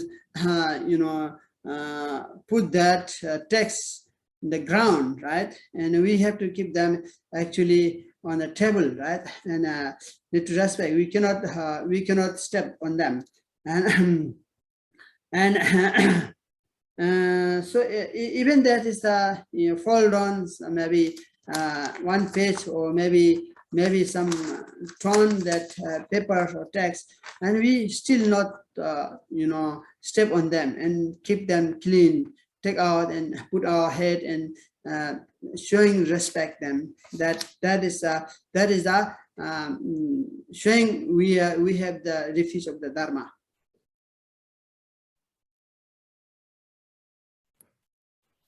Cái điều cần phải ghi nhớ thứ hai đó là khi chúng ta đã quy y pháp rồi thì chúng ta cần phải trân quý các cái kinh sách kinh điển, có cái hàng trăm cái bộ kinh luật khác nhau, căn vua tên vua, thì cho dù là nó được in bằng ngôn ngữ gì, kinh luật cho dù là in bằng chữ gì, bằng tiếng Tạng, tiếng Anh hay tiếng Việt, thì không phân biệt là các loại ngôn ngữ đó là cao hay là thấp, không phân biệt chữ gì, tất cả đều phải được trân trọng và tôn quý. Cho dù là có một cái mẩu kinh sách nào đó đã bị rách và rơi dưới dưới nhà đất, thì chúng ta cũng cần phải nhặt lên, chúng ta cần phải đặt trên đỉnh đầu với tất cả sự tôn kính. Chúng ta cần phải luôn luôn tôn quý kinh sách, không được bước qua, không được đặt dưới đất, luôn luôn đặt ở trên những nơi cao giáo sạch sẽ. And third is the Sangha. Is Sangha here in Tibetan say Gedun, right? And Sangha is actually, Dun means kind of intention, intention, very enthusiastic intention to do Dharma practice. We are not intention to create the anger and jealousy, and not intend to do like this thing, right? Intend to harm others, not that. We intend to do that. Our intention to help others, intention to get a pure mind, and this kind of like we have, being our Sangha is ours. Now we have Sanghas, and also why we say Sangha, because we are intent to do Dharma practice. We are interested to do Dharma practice. Some intention towards the virtues, right? So that's why it's called the Sangha. The Sangha is not fight, and Sangha is not keeping that your mind each other's jealous, this thing, jealous thing, and others. That is not Sangha. Sangha, his name is called the Sangha, is to intend to do Dharma, very enthusiastic to do Dharma practice. So that is called the Sangha. And once you just refuse Sangha, and the Sangha clothes, maybe, yes, Sangha is, we need to have a friendship and good relationship, and even that Sangha here, even that the clothes, Sangha's clothes, maybe Murian or red clothes, or that yellow, whatever's there, if they're on the way, we find out, then we should not step on them, and we need still respect them. And it is indicates that we have this refuge, to the Sangha, and that is yeah. So therefore is always we need to have this kind of intention. Buddha Dharma Sangha, that is called the three jewels, and always keep in your mind, and that is, we need to always accomplish, always forever we keep this Buddha Dharma Sangha, faith and respect, and like this is called among the six, we need to three, we need to always follow that. Điều thứ ba mà chúng ta cần phải ghi nhớ đó là kính trọng cái tăng đoàn. Tăng đoàn có nghĩa là bên luôn trước đây có nghĩa là cái intention, có nghĩa là cái mục tiêu của tăng đoàn là để tích lũy công đức cho đến khi đạt được cái giác ngộ. Thì ta cần phải giữ các cái giới nguyện này. Chúng ta không, khi ở trong tăng đoàn thì chúng ta không khởi những cái tâm tiêu cực như là ghen tị rồi sân si, mà chúng ta cần phải có cái sự hòa hợp. và ta cần phải trân quý, cho dù trân quý các cái y áo của chư tăng, cho dù là một cái mẩu y nhỏ mà có cái màu sắc như là màu vàng, màu đỏ của y của các tăng, thì chúng ta cũng cần phải nhặt lên, cần phải trân quý, và luôn luôn phải giữ cái tâm thanh tịnh, cái tâm kính trọng. Vì vậy Khenpo nói rằng ba cái điều đầu tiên mà chúng ta cần phải ghi nhớ khi chúng ta đã thọ nhận các cái giới nguyện quy y, đó là tôn trọng, luôn luôn tôn trọng, kính trọng Phật Pháp Tăng, kính trọng tất cả những cái biểu tượng liên quan đến Phật Pháp Tăng. And the second three, which we don't need to follow, right? We need to always give up this thing.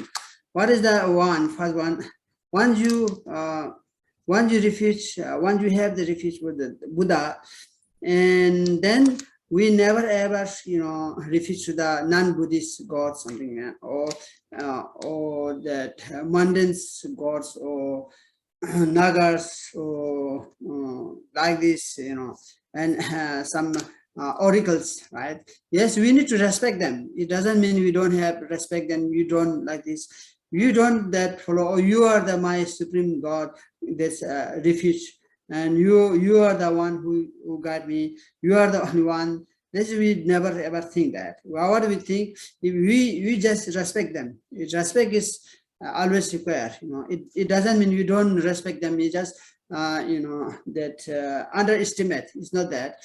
We need to respect them, but we need to refuse them, right? And never ever refuse. And that is the first one. Once you refuse to the Buddha, we never refuse to the other gods, something like that. And then the second is once you refuse the Dharma, and we refuse Dharma, we should not harm any beings, even insects or even maggots or whatever. We should not step at them, and should not beat them in animals or insect. You should not catch them in hands and not step them, not harm them. And because we have a vow of this Dharma, right? So once you have the vow of Dharma, never ever harm them. From toward now that and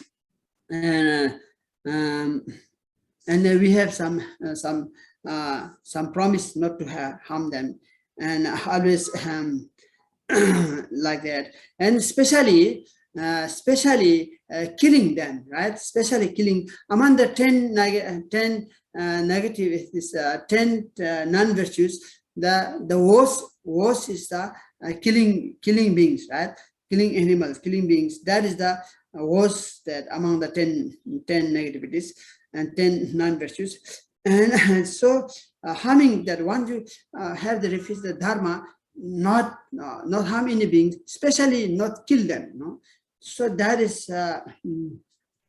very killing is very how to say, critical, very critical, very dangerous. Yeah, among the 10 negativities, 10 non-virtues.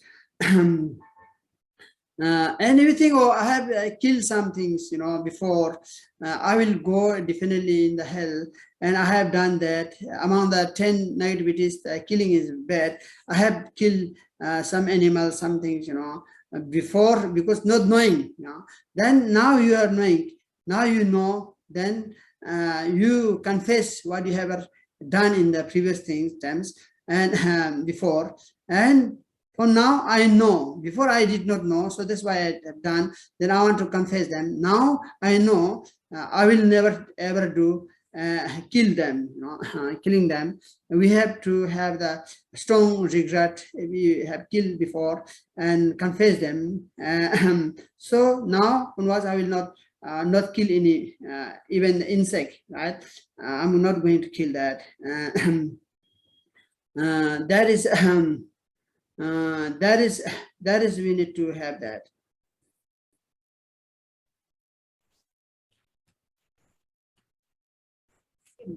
Thứ ba là có 3 điều mà cần phải tránh sau khi đã nhận giới nguyện quy y. Thì cái điều đầu tiên là đã quy y Phật rồi thì không quy y các ngoại đạo tà giáo khác, không quy y các loài long tộc, không quy y các vị thần thế gian. Và có một cái lưu ý ở đây là cho dù là không quy y nương tựa, nhưng mà chúng ta vẫn phải giữ cái lòng tôn trọng với họ.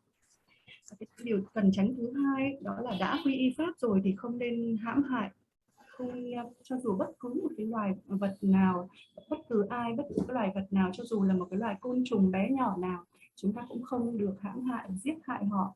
Đã nhận giới quy y rồi thì nếu mà chúng ta hãm hại thì cái hãm hại này nó là nằm trong một trong 10 cái bất thiện nghiệp. Ở trong 10 cái bất thiện nghiệp thì cái nghiệp mà xấu xa nhất thì chính là cái nghiệp sát sinh. Nếu như mà chúng ta đã sát sinh thì chúng ta sẽ bị đọa vào cõi thấp. Ở trước kia do không biết, do chưa thuận nhận quy y thì chúng ta có thể là đã từng sát sinh hại vật, hại người, thì bây giờ đã quy y rồi thì chúng ta cần phải phát nguyện rằng nay con đã quy y rồi, con đã biết lỗi của con rồi thì con xin sám hối tất cả những cái tội lỗi mà con đã từng phạm phải và sẽ xin hứa nguyện là con sẽ không tái phạm nữa, sẽ không bao giờ hãm hại bất cứ chúng sinh nào, sẽ không bao giờ sát sinh hại họ. And for example, if you kill beings and sell the things, maybe animal skin or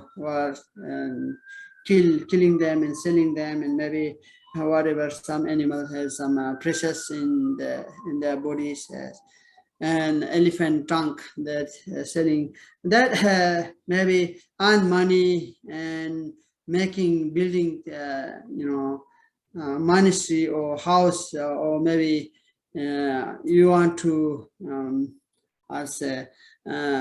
give others, support others, and maybe so if you steal some money or whatever property and you distribute others and thinking that is the virtues, right? I stole lots of things, then I want to contribute those things, other places. It doesn't make, it is not contribution, right? It is because where we get the money or things, it is not, we cheated others, deceive others, and then we just offer others, contribute others, and we think that is we accumulate virtues. It never become accumulate, right? Because where do you get? Because the property or money, the source of money get from the non-virtue, this non-virtues, right? Because maybe sometimes we deceive others and get that kind of money, and sometimes we stole the things, then you just contribute that money to other society, other people, the monastery, whatever, and we never come, that is virtues, right? We are accumulating negativities instead of getting that. Because sometimes you harm others, snatch their property, and you generate others, and that is never become the generation that this contribution never become contribution. So this need to think again, and yeah, like that. Yeah. Nếu mà ta đã từng sát sinh hại vật rồi, đã từng buôn bán thịt cá, đã từng buôn bán ngà voi, từng những cái động vật quý hiếm, những thân thể của những cái động vật quý hiếm vân vân, mà chúng ta dùng những tiền đó để mang đi xây dựng chùa chiền, nhà cửa, hoặc là đi làm bố thí từ thiện vân vân, mà chúng ta nghĩ rằng có công đức, thì không phải. Tất cả những cái nguồn gốc của những nguồn tiền đó không trong sạch thì sẽ không có công đức. Tương tự như vậy, đối với lại những cái nguồn tiền mà có được từ cái sự lừa đảo, trộm cắp, hãm hại vân vân thì cũng đều không có công đức. Yeah. So then the third one is So once you refer to the Sangha, right, and then is we should not engage with the non-Buddhists that Buddhists who dislike the Buddha Dharma, who criticize this the Buddhist community, and who does that is, we should not engage them. Once you refer to the Sangha, it doesn't mean that you never ever you make company and friends. It's not that. If people they dislike Buddhists and they dislike the Buddha Dharma, they maybe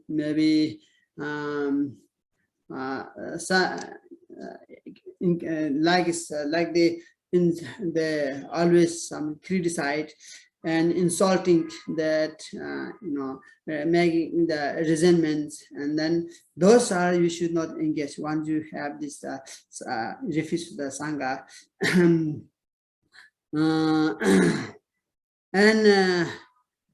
And if that, otherwise, yes, like this kind of we should not engage that, Cái điều cần tránh thứ ba đó là đã quy y tăng rồi thì chúng ta không nên thân cận gần gũi những cái người mà phỉ báng Phật pháp. So this kind of is command kind of they refuse, like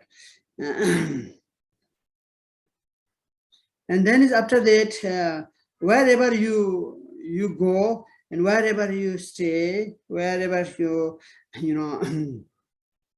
and always think the Buddha Dharma Sangha in our mind, and always if you have your room, right, Buddha's image, and some text also is good to have, and also statue is also good for small statues, and that statue is representing the Buddha, right, and text is the representation of the Buddha's speech, right, and then is the stupa is the representation of the Buddha's heart or mind, right. So this is these things if you have in our altar, right, in our altar, in our room and altar, and that is could be nice, right?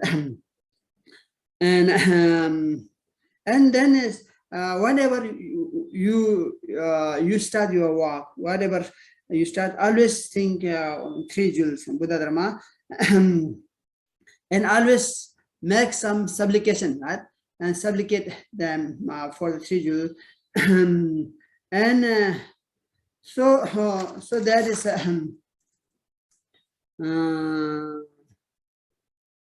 if someone gets sick, and always supplicate, make supplication for the Buddha Dharma Sangha, so this way then we just have this medication, medicine, so that and then and it doesn't mean that we don't, once we refuse the Buddha Dharma Sangha, we don't need to rely on a medicine. Yes, we also do the medicine. It's also have. It doesn't mean we don't have the medicine, right? And even the medicine also prayed by the Buddha. Buddha says all the medicine should be cure all the disease, right? And they have some Buddha's prayer already, and there is also Buddha's activities also, and whatever we accomplish, any work, any activities, never ever forget our 3 jewels. Sometimes we have some success, our activities, then we forget something, right? And if you have some problem, then we think Buddha Dharma Sangha. And there are some proverb in Tibetan. If you have some peaceful, they never ever remember 3 jewels. If you get a big problem, and then we think reciting the Padmasambhava's recitation, that is not so that when we get the problem, when we get the sick, then we just try to remember Buddha Dharma Sangha. Otherwise we don't do. That is not fair, right? We need to always that.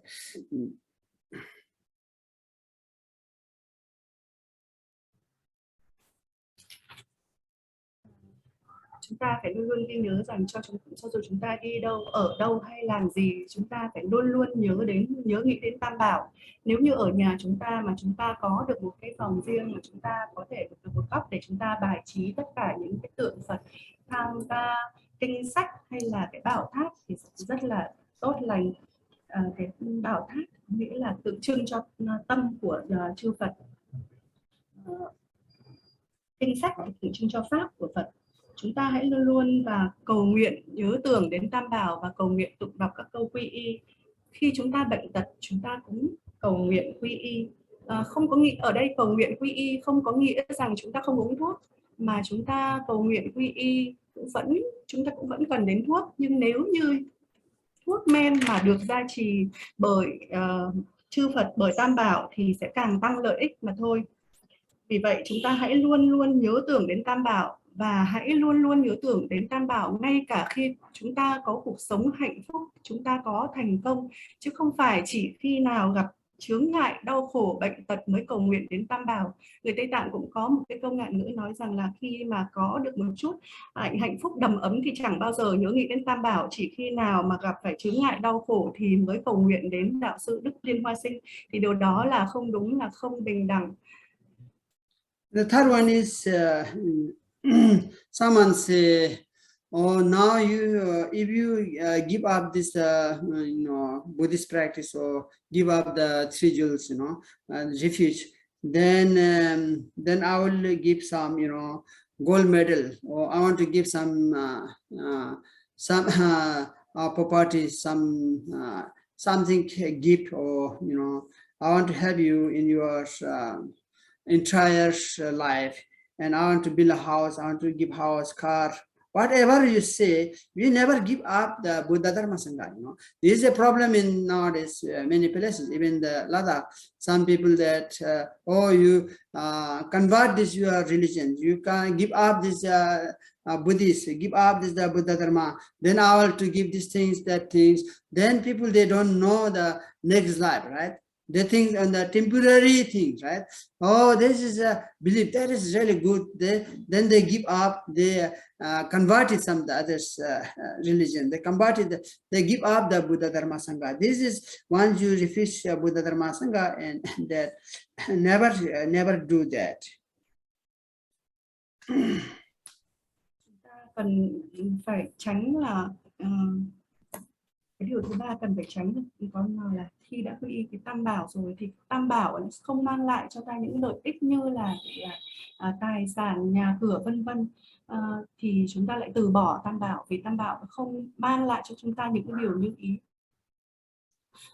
Có rất nhiều nơi trên thế giới, thậm chí là ở La Đắc cũng đã rất nhiều người từ bỏ Tam Bảo và đi theo các cái đạo giáo khác, bởi vì là không thấy được những cái lợi ích trước mắt. And the fourth one is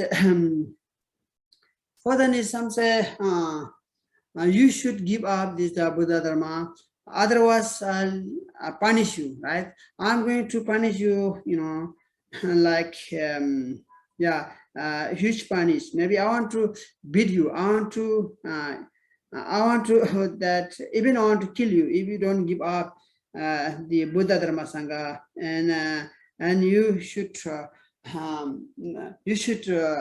give up, otherwise I want to even I want to kill you. So then many people, they just give up this ways. So here say that even this kind of threatened, right? This kind of big threatened, and we should not give up. Even you kill, even you make a punishment, whatever you just make fun, whatever you do.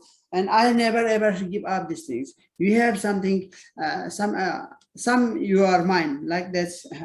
That is we need to keep in our mind. Điều thứ tư cần phải tránh là cho dù có ai dọa nạt, đánh đập, ép buộc chúng ta phải rời bỏ Tam Bảo, thì chúng ta cũng phát nguyện rằng cho dù bất kỳ điều gì xảy ra, con cũng sẽ không bao giờ từ bỏ Tam Bảo. Yeah. So then is the last one is fifth one is and you should not suppose you do maybe special is the according to the lunar that calendar also.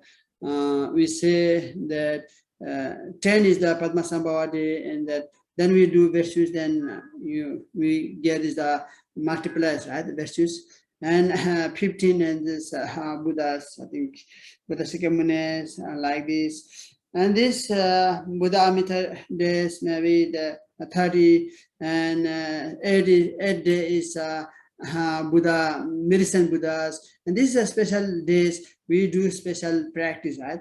And more practice, and this special days.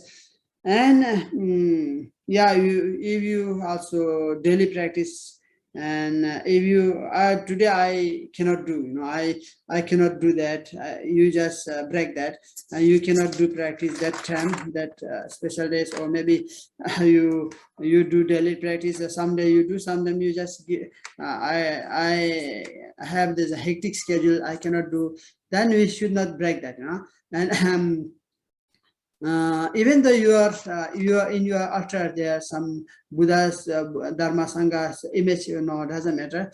If you have to visualize image of Buddhas, and you practice, so there is try not to brag, and you have some maybe not as very easy to do some offering, some butter lamp, some that kind of electrics you can offering also, and offering some 4 balls, to offering that water.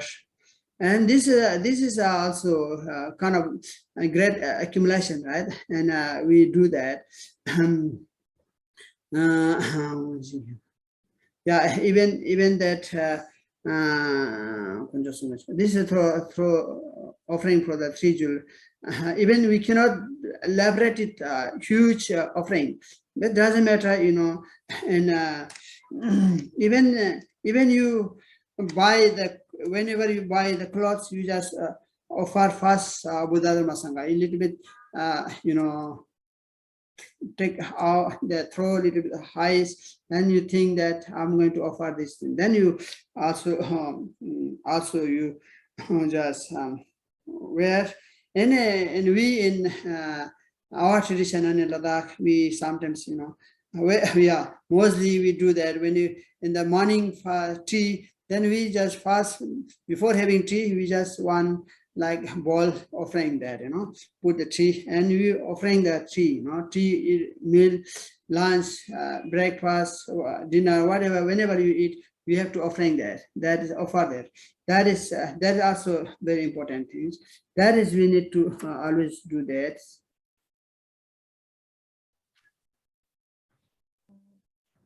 Trong theo truyền thống thì có các ngày thiêng, các ngày tăng trưởng công đức, như là ngày mùng 10 là ngày của Đức Đạo Sư Liên Hoa Sinh, ngày 15 là ngày Đức Phật A Di Đà, ngày mùng 8 là ngày của Đức Phật Dực Sư, vân vân. Thì trong những cái ngày này cần phải tích cực tu tập để tăng trưởng công đức.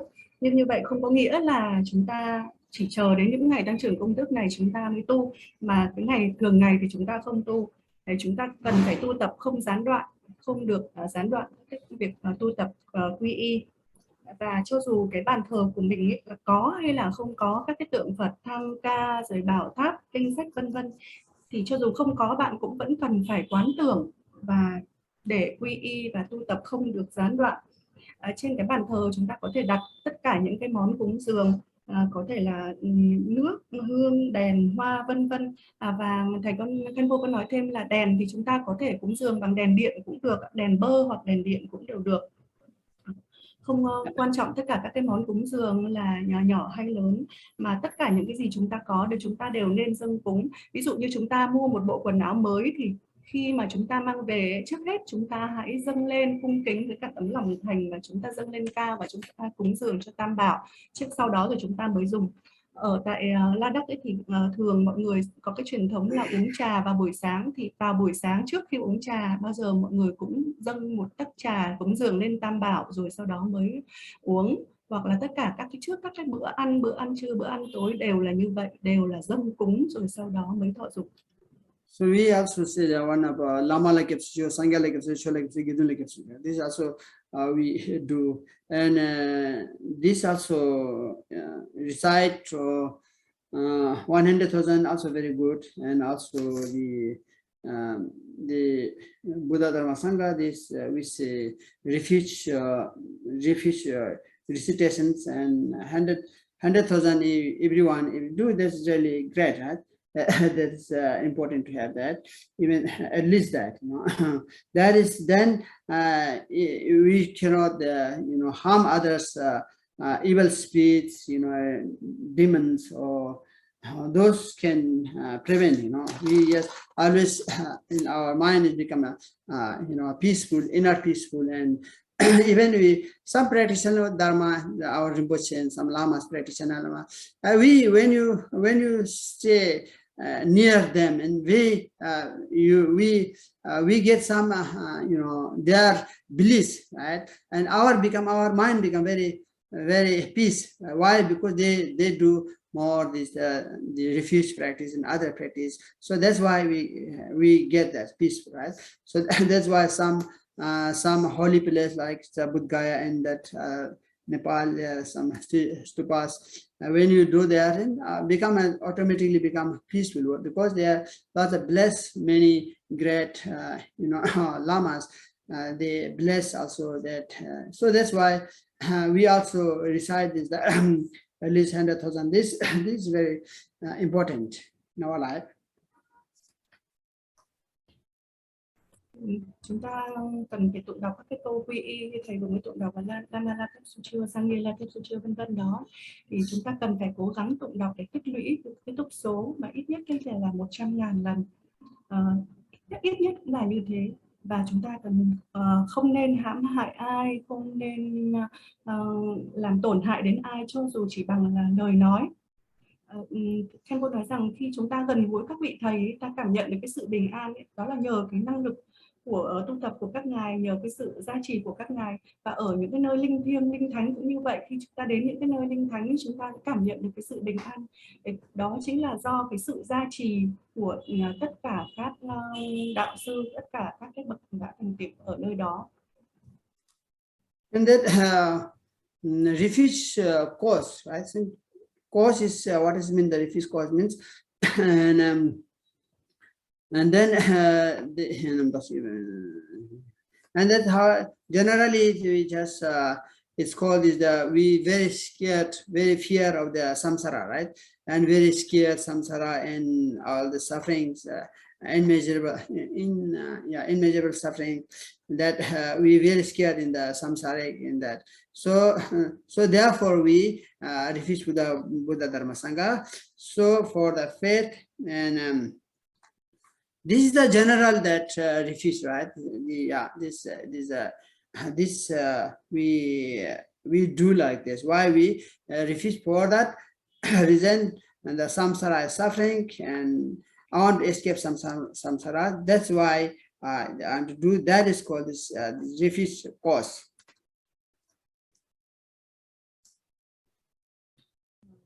Chúng ta muốn thoát khỏi cái luân hồi đau khổ, khỏi biển cả luân hồi đau khổ, vì vậy ta muốn quy y. Vì ta hãy phát khởi cái sự tín tâm, cái sự tin tưởng với Tam Bảo mà thọ nguyện giới nguyện quy y để thoát khỏi cái luân hồi đau khổ.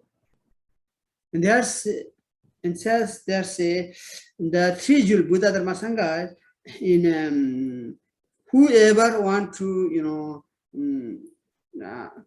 want to enlighten, want to to enlighten. So then we need to refuse. We need to refuse for that reason, and for otherwise there are no any chance to enlighten. So therefore it's and also the through obscuration, right? Through two obscurations, the affective emotion and the cognitive emotions, and we need to clarify, right? And then it's that we need to that we see also who doesn't have this called the Arya, right? And so then is we also follow that, and we need to accumulate and as much as we can, and so this otherwise without the Buddha Dharma Sangha there is no any not any chance to eliminate this samsara. Yeah, whoever you just do the Buddha Dharma Sangha, who is intention, then it's to liberate. Right? Liberation is not so far. I'm sorry, Khenpo, can you explain more about two obscuration? You mentioned that two obscuration. What is this? Yeah, actually, the Buddha is, if you want to become Buddha, need to accumulate the two obscuration, right? The Buddha is himself is completely abandon the two obscuration, then we become Buddha. So we also purify this two obscurations. But what is this two obscuration? Two obscuration, the afflictive emotions, then the cognitive obscuration, right? That is is little bit deep, maybe. Okay. Yeah, we say that purify two obscuration. That's fine, right?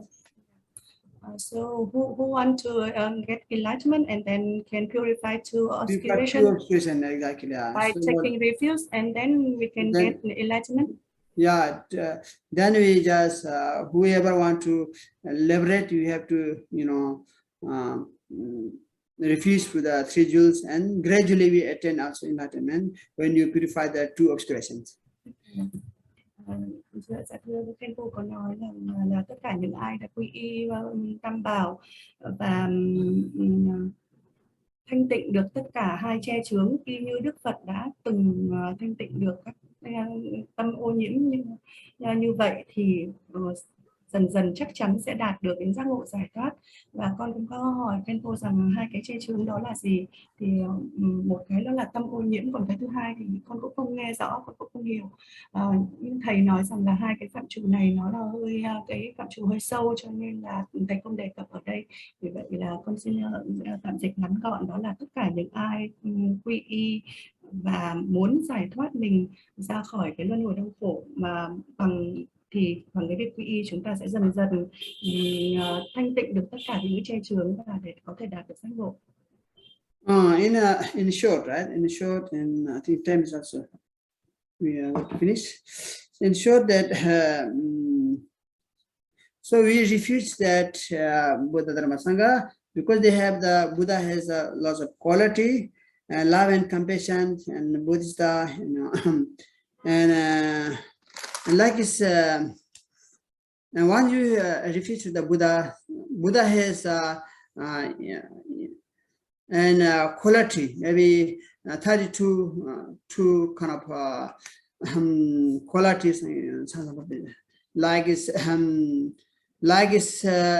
and his speech is kind of 60 kind of morality or more like this kind of and then it's and his speech, and that is whatever we just when you give some questions, and maybe million people just give questions. One time he gives all the million people simultaneously question everyone, right? He has kind of this measures. He has that kind of this capacity to do that. His speech like that. Đức Phật có rất nhiều cái phẩm tính và có nhiều cái đức tính như là tình yêu thương, lòng từ, lòng bi. Ngài có nhiều cái phẩm hạnh và nhiều cái sự kỳ diệu. Ví dụ như Ngài có 16 cái phẩm tính thuộc về thân và có những cái phẩm tính thuộc về ngữ, như là cùng một lúc Ngài có thể giảng dạy giáo pháp cho đồng thời cả 1.000 người. Yeah, Buddha's measure mark and manner mark, like this, and then is Buddha's mind, heart, and mind is there are no any if you can perceive everything, there are no someone to how to say object something, you cannot go, and there his mind is like is not too distracted, everywhere he can see simultaneously all the beings. Our mind can see that whatever we have, like his mind is always love and compassion for the beings. That is also the Buddha's Buddhas is the mind, the quality of the mind, and so therefore the Buddha's Buddhist speech mind like this, Buddhist speech mind, and that is it is we cannot measure, right? Buddha's quality we cannot measure, and Buddha's quality, love and compassion, and these things constantly exist, constantly have Buddhas, and when you do this, the refuge practice, and always we gain, always we have that, and we accumulate countless virtues. So we will not being born in this the lower realm. So we will when you practice this, it is purified all the negativities, and ultimately will born in the Sukhaveda, right, or Devachan.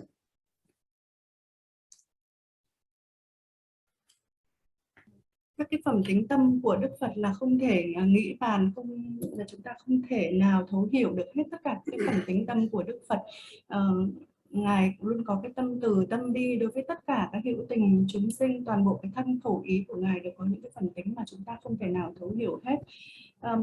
Chúng ta Pháp quyết là khi đã đi theo cái con đường của Đức Phật và chúng ta có thể tích lũy được công đức, cho đến ngày nào chúng ta có thể tích lũy công đức và tiêu trừ được hết tất thảy những nghiệp chướng, thì chúng ta có thể sinh về các cõi tịnh độ của chư Phật. So now I'm going to stop here. The time is over, and also my teaching is also over. But I think this is enough for today. And this important to have this reminding about this refuge is very important, and then it's we dedicate our virtues, myself, yours, all of you, and myself, and combine that all the virtues, and we do that, dedicate that. We have to collaborate. Always we have the collaboration, right? Our virtues, and so then we dedicate. Thưa Khenpo có nói rằng là ngài tạm dừng cái buổi chia sẻ ở đây vì thời gian thì cũng đã đủ rồi, thì sau đây Khenpo sẽ hồi hướng công đức của thầy và công đức của tất cả những người tham dự tới các hữu tình chúng sinh. Và con cũng xin cập nhật thêm là hai cái vừa nãy mà hai cái chướng vừa nãy, cái che chướng vừa nãy mà ngài có nói đề cập đến, đó là cái phiền não chướng và cái sở chi chướng ạ. Và ở đây có câu hỏi là mọi người muốn có một vài cái câu hỏi, đúng không ạ? So Khenpola, we have someone want to ask the question for you. So first we dedication or then yeah, you can ask me. Yeah, I also about to say also that. Okay. Thank you. Và bây giờ thì có một số bạn cũng muốn đặt câu hỏi với Khenpo, thì những ai muốn đặt câu hỏi thì các bạn có thể đặt câu hỏi để Khenpo sẽ chỉ dạy ạ. Okay, thank you. Yes, you can ask me. Bạn nào mà muốn đặt câu hỏi thì có thể bật mic lên và trực tiếp hỏi Khenpo ạ.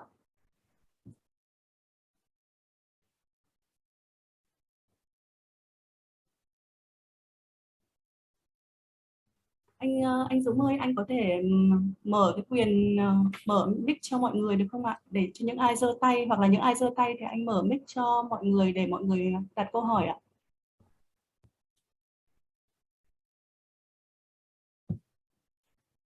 Bạn nào muốn đặt câu hỏi thì vui lòng xin giơ tay nhé ạ. Đã mở mic rồi. Mọi người muốn nói thì cứ mở mic.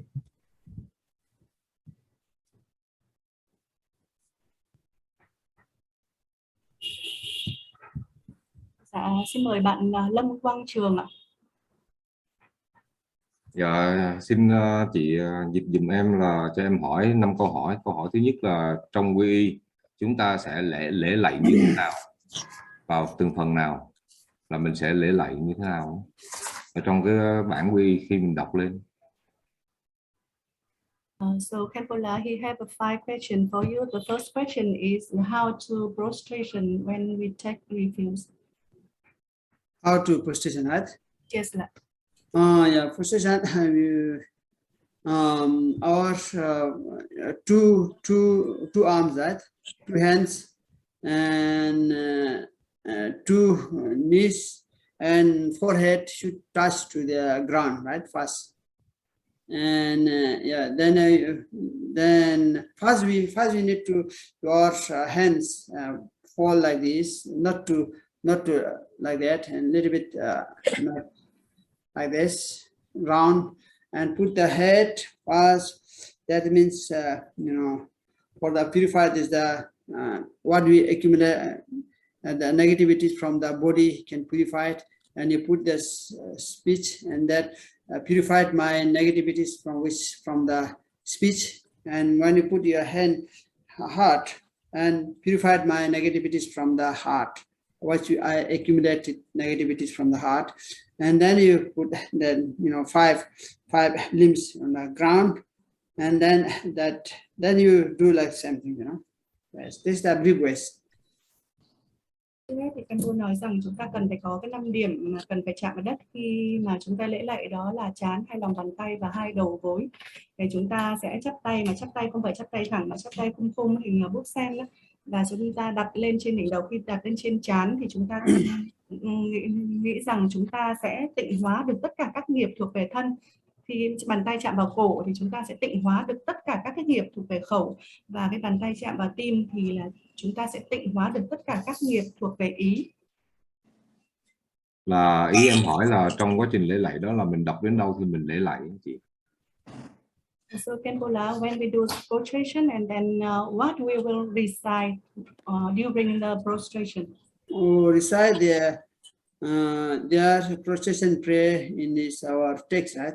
Yes. And yeah, Buddha Dharma Sangha and Lama and Buddha Dharma Sangha, and yeah, Lama is the important, because without Lama we cannot take practice, and because Buddha is not here with us, and so through our Lamas, our teachers, we get, so therefore is Buddha Dharma Sangha, Lama Buddha Dharma Sangha in the text there. You just follow that. Khenpo nói rằng là chúng ta sẽ tụng cái câu quy y mà sư phụ Sonam của chúng ta đã truyền. Chúng ta sẽ tụng cái câu quy y đó trong khi lễ lạy. Rồi trong cái bản quy y có thêm cái chỗ là mình có cần phải đọc là 3 điều cần vuông tròn, 4 tư tưởng chuyển tâm, 6 ba la mật. Thì khi mình đọc những cái đó lên, mình có quán tưởng lễ lạy và thực hành ra sao?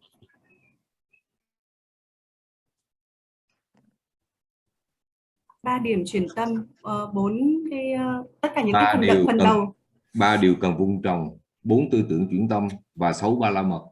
Thì mình sẽ quán tưởng lễ lạy và thực hành ra sao? So Khenpo, he want to ask about the 3 thing we have to cultivate before practice. For example, for immeasurable, and then generate bodhisattva motivation. I think she said that 3 kind of thing we have to generate, and also 4 immeasurable. And so what he have to recite or during thinking that? During thinking, you don't need to that. And first we need to generate the Buddhista, and then for doing for the sake of all the sentient beings, you generate that motivation. And then you do only that refuge practice, right? That you recitation. Like this way, you just do the simultaneously posted that. Thầy nói rằng là khi mà mình tụng đọc những cái 3 câu đó, những cái điểm chuyển tâm đó, thì mình không cần phải tụng quy y gì hết, mình chỉ đọc và quán chiếu về những cái điều mà mình được đề cập ở trong đó thôi. Còn khi mà mình tụng quy y lễ lạy thì mình mới phải cần tụng câu quy y. Trong vấn đề ăn uống thì ăn chay thì nên kiêng cữ những cái loại rau củ quả nào để được lợi lạc trong vấn đề trì chú tụng kinh? Khenpo, he wants to ask what the food, vegetarian food, he have to avoid during practice, during recite mantra, sutra. What need to offering, you mean? No offering, eating. Why we eating? No, We're eating you vegetarian have food. to make some strong, you know, to notice thing, then so you can able to postate more. Actually, Is there any food he have to avoid yeah, during usually, practice? yeah, if you do morning, if you are hungry, you can eat, you know. If you don't hungry, I posted some, you know, and I don't eat in the morning. I just posted maybe 100 something, right? And then yeah, it is. If you are really hungry, you can eat. Otherwise, yeah, if you check, you know, if you need, you can eat. Otherwise, in the morning you don't need to eat. You know, you do that. If you are really hungry, you can eat that. Khenpo, no, he want to ask which kind of vegetarian he should avoid during practice, during recite mantra, sutra, Yeah, etc. any vegetable is fine, right? Yeah. Maybe he heard something that some vegetarian can have a bad, you know, why we do recite mantra or something. While eating that vegetable side mantra? Yeah. Yeah, if you want, you also fine. Otherwise, it's not that not so necessary, I think. Yeah? Chị có hỏi thì Khenpo nói rằng là không cần phải tránh những thực phẩm gì cả, bất cứ cái gì mình cũng có thể ăn, bất kỳ những cái rau củ nào, thực phẩm chay nào mình cũng có thể ăn. Như Khenpo nói rằng là thầy thì thường buổi sáng mà lễ lạy thì thầy không cần ăn gì hết, thầy cũng vẫn có thể lễ lạy được, nhưng mà nếu mà mình cảm thấy là mệt buổi sáng mà mình cần ăn rồi mình mới lễ lạy thì cũng được, mình cứ ăn những cái thực phẩm bổ dưỡng rồi mình mới lễ lạy. Còn như thầy thì buổi sáng thì không cần ăn gì cả, thầy cũng vẫn có thể lễ lạy cả 100 cái. Nhưng mà hỏi lại thầy là vậy có cần phải kiêng bất cứ cái khi đã ăn chay rồi thì có cần phải kiêng bất cứ cái thực phẩm nào không? Ví dụ như có cái thực phẩm nào là cái rau củ mà cần phải nên tránh không, thì thầy nói là không. Rồi khi chưa quán đảnh Tara và chưa quán đảnh Đức Liên Hoa Xanh thì có thể đọc bài lễ tán 21 Đức Tara trong Lama Chupa hay không? Hay là đọc kinh của Đức Liên Hoa Xanh hay không? So Khenpo, for 21 Tara supplication and Guru Padma Sambhava supplication, does he need to receive a lung for that text? Yeah, lung. If you want lung, I will give. Okay, the transmission, right? You want, then I will give in. I will be here in Vietnam, maybe some months. Okay, no problem. Thầy nói rằng là nếu như mà muốn truyền khẩu thì thầy có thể truyền cho, vì bây giờ thầy đang ở Việt Nam thì thầy có thời gian, có thể muốn xin truyền khẩu thì thầy sẵn sàng truyền cho bạn. Okay. Chị nói với thầy là em cảm ơn, em hẹn đến dịp xuống dưới trung tâm của thầy rồi em sẽ nhờ thầy truyền khẩu trực tiếp. Dạ, em xin cảm ơn. Khenpo, thank you so much. He want to receive later when sure. When he come to the Dhamma center, and then he will receive directly from you. Thank you so much. Thank you. And thank you everyone. We do that dedication, okay? Yeah, but Khenpo, about the vegetarian, we should avoid that. I heard that, for example, in some retreat, we have to avoid some like a garlic and onion or radish, right? Yeah. It is when you retreat that, then onion and garlic, some like a black food also we should avoid, right? Usually we do the retreat, garlic and onion, the two things we don't eat, right? And also some them also they say, yeah, this is the main thing too, the garlic and that, and others that what is called in English, I forget this. Yeah, these things. Yeah, mostly we we avoid these things. Two things more important. Then also radish, you know, radish. Yes. Radish also sometimes not so, but more important not to eat is the garlic and onion. Okay. Dạ vâng, con cũng vừa mới tỉnh thầy là vì là con muốn hỏi rằng có thể có những cái khóa nhập thất hoặc là những cái khóa tu mà quan trọng mà cần nói là cần phải tránh, ví dụ như là hành, tỏi, củ cải vân vân ấy, thì Khenpo nói là đúng là có như vậy. Ví dụ như có thể có những cái buổi lễ đặc biệt thì mình cần phải tránh, và đặc biệt tránh nhất đó là hành và tỏi. Còn cái củ cải thì có thể là có một số cái lễ nào đó thì thầy cũng không rõ lắm. Okay, then we do it, okay. Và nếu bây giờ mà mình còn ai có câu hỏi không, và nếu như mà không còn câu hỏi nữa thì thầy sẽ xin hồi hướng. Khenpo, we have a more question. Yeah, please. Yeah. Hello. Yeah, So please. Khenpo, for example, when I lost my vow of refuse, for example, I prostration to the non-Buddhism object. So how can I gain the vow of the VE again? So should I receive that vow before the statue? Can I receive that vow from before the one statue, one pancake by myself? She lost her text. Yeah, lost the vow of the refuse. Vow or refuse, okay. Yeah, lost the commitment of the refuse. Yeah, break the commitment. Yeah, break the commitment. So you can receive again, okay? Yeah, but receive again by ourselves, by receiving by direct. I think by Lama, I think, right? If I am there, I'll give you, okay? No problem. Okay. Dạ, vừa mới có một câu hỏi gửi trong chat đó là nếu như mà lỡ mất cái giới nguyện quy y bởi việc là ví dụ như là con chót lễ lạy một cái đối tượng ngoài Tam Bảo, thì con có thể phục hồi quy y bằng cách nào, có thể tự thọ lại trước cái tượng thờ Phật được không? Thì Khenpo nói rằng là lỡ mà mình đã bị mất cái giới nguyện quy y như vậy thì mình cần phải được nhận lại giới nguyện quy y từ một vị thầy, và thầy nói rằng là nếu bạn nào bị như vậy thì có thể tới gặp thầy và thầy sẵn sàng trao truyền lại cái giới nguyện quy y đấy cho các bạn.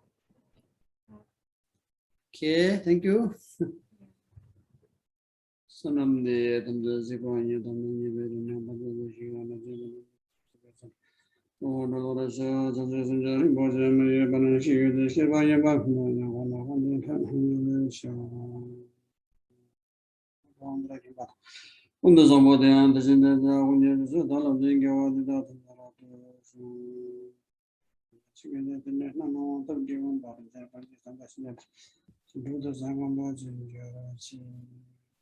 Okay, thank you very much for participating. Khenpo đã hồi hướng công đức. Để chúng ta, ban tổ chức xin cho biết là bây giờ mình có câu hỏi thì mình có đặt nữa không, hay là mình kết thúc ở đây ạ? Anh Dũng vui lòng cho em biết đấy ạ. Đặt câu hỏi tiếp đi Hương ơi, tại vì có người cần hỏi. So Khenpo, we have more questions, so can you have the time to answer that? Yeah, okay. Okay, vậy mọi người có thể hỏi ạ. Dạ thưa, ai muốn đặt câu hỏi có thể hỏi ạ. Dạ, cho con hỏi đúng không ạ? Hương là kiểu chị mà. Dạ vâng ạ. Làm ơn, xin thầy cho con hỏi rằng sự khác nhau giữa cúng lửa và cúng khói ạ, có khác gì nhau không ạ? Và khác như nào ạ? Dạ vâng, em sẽ hỏi, nhưng còn Khenpo là Yes. so she wants to ask what's different between the smoke offering and fire offering. Smoke offering And fire offering. fire offering, right? Yes. Fire offering, smoke offering, fire offering. Yeah. Smoke offering is offering for the three jewels, right? Buddha, Dharma, Sangha offering. And fire offering is also accumulating virtues and offering this way. This way it is a little bit different, and the fire offering, there are more recitation, more mantras recite in the fire. You know, the fire puja is need to some confession also, and need to accumulation also, that, and they're a little bit different. Khenpo nói rằng là hai cái này nó có chút khác nhau. Cái cúng khói là cúng dường lên Tam Bảo, còn cái cúng lửa thì vừa có cả tích lũy công đức và cúng dường. Ở trong cúng lửa thì có thể là chúng ta cần phải tích tập được một số cái lượng câu chú, một số cái lời sám hối, và chúng ta cần phải chuẩn bị nhiều cái nguyên liệu hơn. Okay, then more. Con xin cảm ơn ạ, cảm ơn Hương. Thank you, thank you. Okay. Dạ. Vâng. Vậy còn ai còn có câu hỏi gì nữa không ạ? Okay, then thank Chị you. ơi, chị Hương. ơi, chị cho em hỏi một chút được không ạ? Dạ được ạ. Vâng, con xin thầy cho con hỏi là khi mà con đi lễ ở đền hay là để chùa ở chùa mà con có lễ lạy ấy ạ, thì như thế thì có làm mất đi giới nguyện quy của mình không ạ? Đền chùa, đền. Vâng, ví dụ đền chùa kiểu như là đền thờ thánh các thứ ấy ạ. So Khenpo, she asked that sometimes we go to the one temple, for example, so for the local god, deity, local deity, and then she prostrate before them. So does she break her samaya? I don't understand. Could you repeat again? For example, sometimes she go to one temple of God, local deity, another God, non-Buddhism God, non-Buddhism deity, yeah. And she she do the prostration before them. So did she break the vow of refuse? Break the vow. Break the commitment. Yeah, refuse. Again, everything you think you are mine. I my body, speech, mind. I want to offer you this. You are the my that like protectors like this, right? Then you think. Otherwise, just you prostrate and respect. Also, I don't think this break. Huh? Thầy nói rằng là nếu như mà mình đưa tới đó và mình cúng dường các chư, mình phải xem lại cái tâm của mình. Nếu như mình tới đó và mình cúng dường họ bằng cái thân khẩu ý của mình, coi họ như là những cái chư vị hộ pháp, thì mà mình sẽ không có bị mất cái giới nguyện quy y. If you really truly believe them, right? Truly believe them, then it's little bit problem. Mình chỉ là tôn trọng, kính trọng họ thôi thì không có vấn đề gì. Nhưng mà nếu như mà mình phát khởi cái lòng tin tưởng vào họ thì lúc đó là mình bị phạm giới nguyện. Dạ, vâng ạ. Con cảm ơn ạ. Hữu nào ở số máy Oppo F11 á, có thể mở mic mà đặt câu hỏi. Máy Oppo F11. Xin mở mic giùm. Dạ, cho con hỏi những lúc trong lúc tu học á, tâm bồ đề bị thói chuyển hoặc là những bị chướng ngại á, thì cách xử lý phải như thế nào? Xin thầy chỉ dạy giúp con. Hello. Dạ được, em nghe rồi chị. Dạ mở tiếng rồi ạ. Dạ em nghe thấy câu hỏi của chị rồi ạ, để em dịch cho thầy ạ. Hello. Yeah, hello. Dạ em nghe được rồi chị ơi, em nghe được câu hỏi của chị rồi ạ.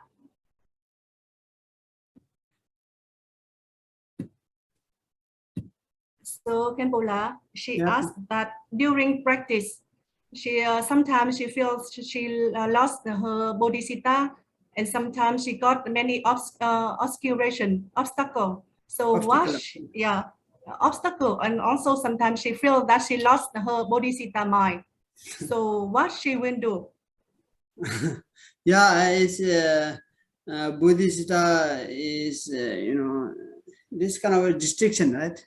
Yeah, I think she has a lot of distraction, and try to meditate,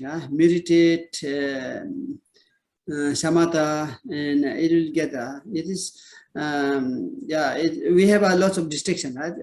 Our mind goes here and there, then we need to meditate, samatha practice and concentrate more. The question is, she feels that she lost her bodhisattva mind. She feel lost? No, I don't think she lost her Buddhista. It's just a distraction, you know. Yeah, and sometimes she got many obstacles during practice.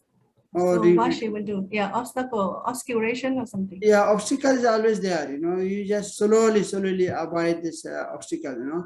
Obstacle is always there. The more we do Dharma practice, more obstacle comes, because we are evil they dislike, they don't like our practice, right? They try to how to say, yeah, they're trying to make a problem, or trying to make us to, you know, disturb. Khenpo có nói rằng là Khenpo không nghĩ rằng là chị đã thối thất cái bồ đề tâm đâu, mà chỉ là bị do sao lãng thôi. Nếu như mà mình bị sao lãng, mình bị phóng tâm bởi rất nhiều cái đối tượng bên ngoài, thì mình hãy cố gắng tập trung vào cái việc quán chiếu thiền định. Còn cái việc tu học mà có chướng ngại thì luôn luôn có chướng ngại xảy ra, chướng ngại luôn luôn gặp. Càng tu càng chướng, vì có rất là nhiều loài mà họ không có muốn người tu học được tinh tấn, họ luôn luôn tạo ra rất nhiều chướng ngại. Now I have to go puja, right? So we'll do next time. Okay, questions? Only one more question. When you talk about the meditation, when the lost bodhisattva, so when meditation, I feel like someone go in my body, like ghost or something like this. This is they are mentioned in the teaching, right? And you recite this the refuge, then that can prevent all these obstacles, right? You recite more the refuges, refuge Buddha Dharma Sangha. Okay. Khenpo nói rằng là slowly we just do progress. Dạ, Khenpo nói rằng bây giờ thì thầy cần phải đi làm một lễ puja, do đó chúng ta phải chấm dứt cái buổi chia sẻ ở đây và hẹn gặp lại các bạn buổi khác. Tuy nhiên vừa rồi thì chị ấy có muốn hỏi thêm một cái câu hỏi rằng là đôi khi trong cái tu tập thì chị gặp cái vấn đề là chị có cảm thấy là có cái vong nhập, có cái ma quỷ nào đó nhập ở trong người chị, thì chị cần phải làm gì? Thì Khenpo có nói rằng là như Khenpo đã chia sẻ lúc nãy, xin lỗi, hình như lúc nãy con cũng dịch thiếu cái phần này, có nghĩa là khi mà mình chia sẻ ấy, thì khi mà mình quy y ấy, thì sẽ không có một cái loài ma quỷ nào có thể nhập được vào cái thân mình. Vì vậy là chị cần phải tụng các cái câu quy y nhiều hơn. Yeah. Then thank you. Bye bye. See you next time. Okay. Thank you. Thank you so much. Thank you, Khenpo. Okay. Bye bye. Thank you. Enjoy your marriage. Bye. Bye Khenpo. Bye bye. Con cảm ơn thầy ạ. Con chào thầy ạ. Thank you. Bye bye. Cảm ơn ba. Con cảm ơn thầy, cảm ơn ban tổ chức. Cảm ơn Tất cả anh chị em đạo hữu. Bye bye. Yeah, thank you.